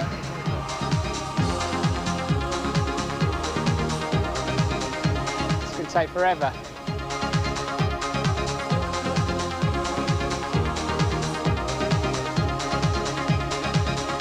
Ready? Ready.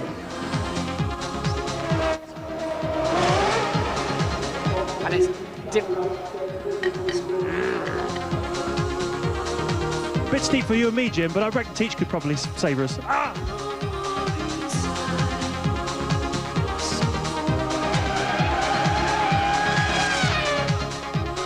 Come back up the inside of you on the way out, and it's a... Hi, I'm Jenson Button. Start again. Well, that was all right for me, chaps. We're not quite done yet. Highlights tonight, reaction and comment at 11:15, repeated as always on ITV2 tomorrow night. We come back in a couple of weeks, qualifying from 11:30 on the Saturday morning. Race build-up from 12:15, highlights 11:50. So another 1-2 for McLaren, would you believe it? David Coulthard second here for the 4th year running. Don't worry, he could still be top man come the end of the season. From the whole ITV team, good afternoon.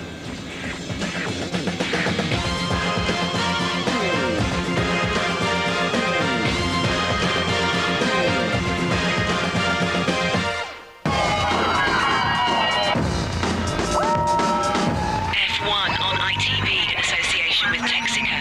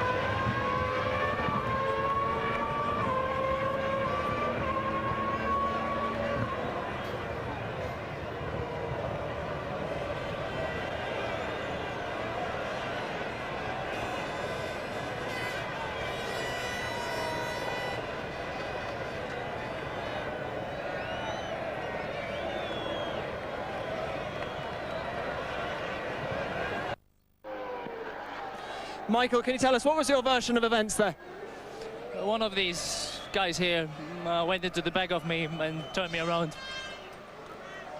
Did you see, were you not slowed on the pit straight? Huh? There was a knock-on effect on the pit straight. Were you part of that? No, somebody hit me in the back and turned me around. Be careful. How does this affect the championship as far as you're concerned? I can't score points, so what can I say? Okay, well, bad luck, Michael. Thanks for talking to us. Yeah, thank you.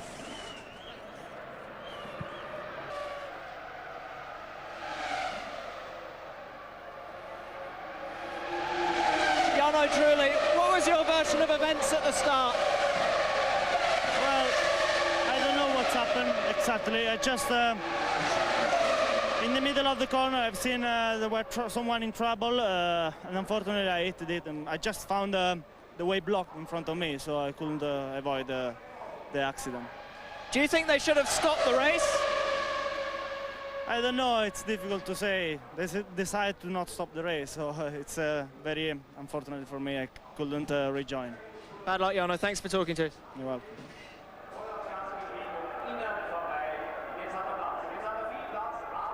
Verstappen, what's up with your car?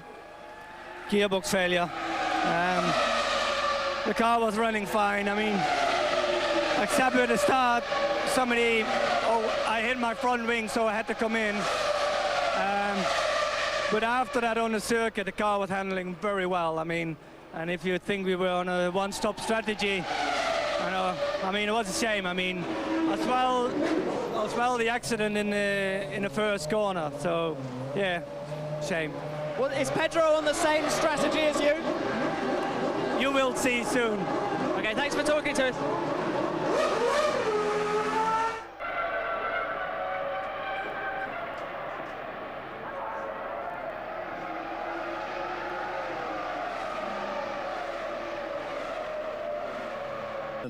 And the same problem we had in Magny-Cours seemed to have happened again, and it's very strange because we've never had such a problem. So at the moment, feel very disappointed for the great job we've done this weekend, how well we've been going the whole weekend, especially in the race where we were on a one-stop strategy, like everyone, and many teams thought we were on a two, but we were keeping the pace quite well. So at the moment, I'm very, very disappointed. What actually happened at the start, as far as you could see? It was, I mean, there were cars everywhere. I was coming into the first corner, and I saw Benetton spinning.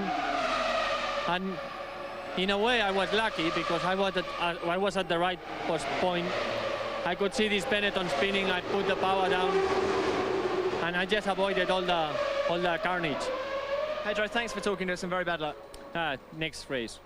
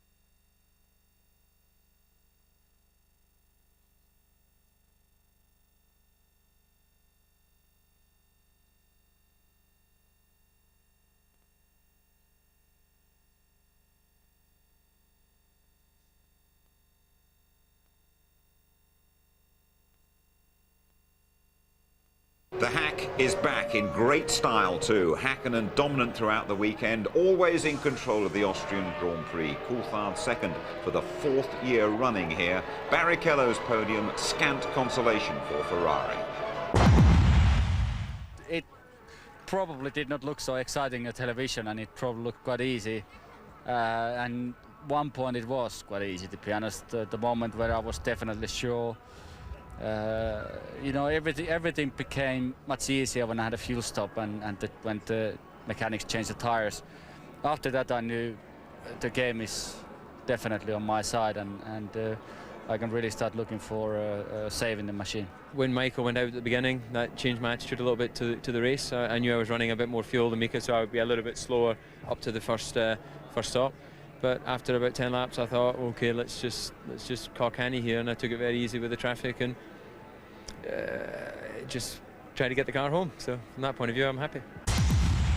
I was lucky today to finish third. I mean, I had a big bang from behind on the start. I broke my floor, so the car was completely undrivable to begin with.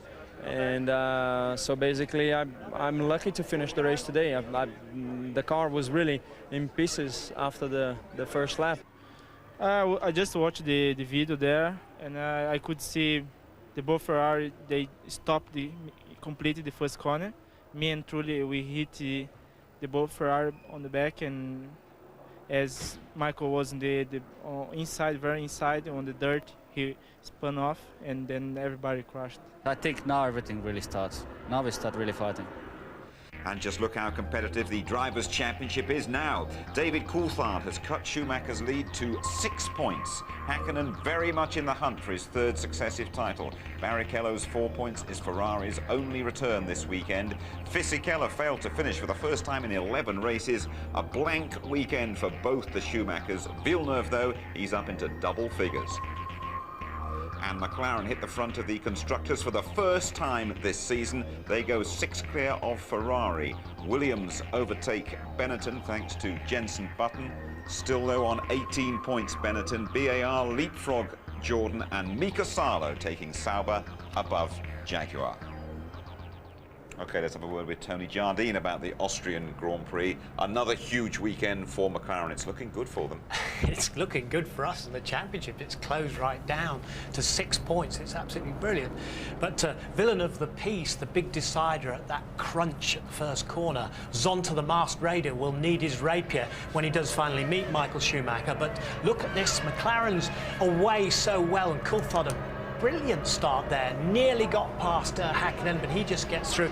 There it goes, Zonta tipping off Michael Schumacher on the inside. Barrichello just escapes, Diniz spins off, Trulli crashes into Michael Schumacher, Fisichella out, and then he catches Ralf Schumacher as well. You can just see here, Barrichello getting the little tap from Trulli, who'd started from 5th position in the Jordan, and then it's bedlam after that, and the Ferrari, the championship leader, was out. You've been in that position in your old rally cars, haven't you? And your one thought there is, how can I get back into the race? And that thought obviously occurred to Michael Schumacher. Because if you've had a crash and you're right near the front and fighting for the thing, you try and get the car into the middle of the stage, so you block it, it has to be cancelled.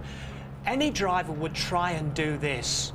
He's trying to get the thing red flagged, and he's managed to get the engine going, Schumacher. So, look, look where the wheels are. There's no wing. You're not going to race that thing. Where's he going with it, other than to try and get it onto the track and get it blocked? But ironically, Charlie Whiting, who is the race director, who's been supposedly the villain of the piece with the other drivers in the driver's briefing, he's the guy that acted so quickly and brought out the safety car, and Herbie Blasher, his assistant, as well, and the race went on. A little secret that we found out, courtesy of our pit lane reporter James Allen, is that McLaren, those mechanics, worked fantastically hard to get the cars in shape before the race. Well, we knew Mika Häkkinen had to have an engine change, and then we saw a little bit of smoke from Häkkinen's car. But those McLaren guys have worked so hard this year, and the people at Woking and Northampton, where they build the Mercedes engines, have just done such an incredible job. That car has got the edge now over the Ferrari. News from Austria as well, that looks as though Alain Prost is coming towards the end of his career as a team, as a man in charge of the team. The Prix have been sold, as we understand it, and after what happened to his cars here today, he might not be that fussed about it. But Jim, do you remember when we watched the French Grand Prix and there was a camera right in front of him on the pit wall and the pit stop went wrong behind him? I thought he was ill. I thought he was going to collapse because his face went and it was like thunder and so on. So clearly he's had a terrible, terrible time. And here's the two drivers together. That's the touch. A laser going down the inside. He said they were on different strategies. Heidfeld had no idea he was there, and then there is wreckage all over the track. The barge board flies off, the left front goes, and both of the cars are going out. And they've been reasonably competitive for once. Peugeot must be really upset with this. Now, Heidfeld has taken a lot of criticism from Prost himself. Prost described him as being like the son of a broken marriage. He spends one night with his mother, the next night with his father, and that's because of his McLaren contract. He said he never really feels part of the family. So imagine driving in that atmosphere and then both going off and going back to face Prost. No wonder Prost said, look, I've had enough of this. Big tick here for the British drivers, for David Coulthard, of course, right back in that world title, and for young Jenson Button too. Jenson Button was superb to come from so far back down the grid, but it was also good because Carl Gaydon, the chief mechanic, and the boys from Williams BMW there managed to get him back out in front of Sarlo and Herbert. But he did everything right, Button. And Gerhard Berger is right. The guy doesn't make mistakes. He's smooth, he's fast. This is his first year. And then having said that and praises him, he goes off at the last turn and he does what Schumacher did 2 years ago. But he drove on with a difficult car and got 5th place and 2 World Championship points.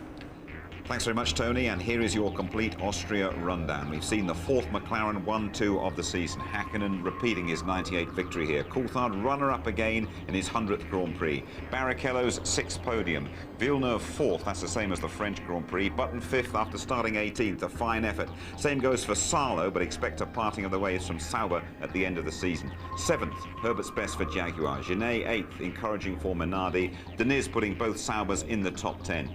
Wirtz 10th on his home Grand Prix. Bertie finishing in his F1 debut, just a couple of laps down. Mazzacani, the last classified finisher. Zonta's engine blew. Ralf Schumacher had 6 pit stops. The Prost, they tangled with each other. Both Arrows had gearbox problems. For instance, Jordan, that one had a blown engine. And Michael Schumacher, Trulli and Fisichella all failed to get beyond that first corner. Our next port of call is Michael Schumacher country. We go to Hockenheim for the German Grand Prix in a couple of weeks' time. Watch the qualifying live on the Saturday morning, the full ITV F1 service at 11:30. The race, our build-up starting, the German Grand Prix build-up starting 12:15 on the Sunday and highlights at 11:50. So another blank weekend for Michael Schumacher. He remains the favourite for the world title, but only just. The bookies can't separate Mika Hakkinen and David Coulthard. We have a 3-way scrap for the title. Good night.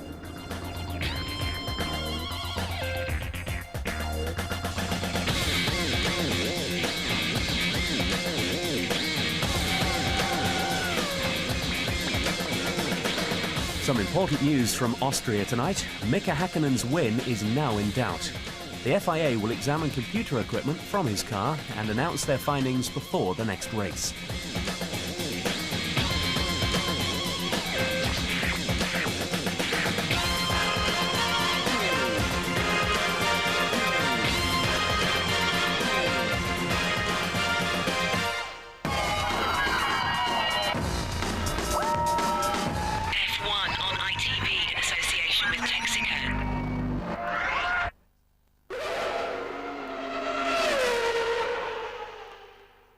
If you would like to know more about Formula One, the website address sponsored by livesport365.com is www.itv-f1.com.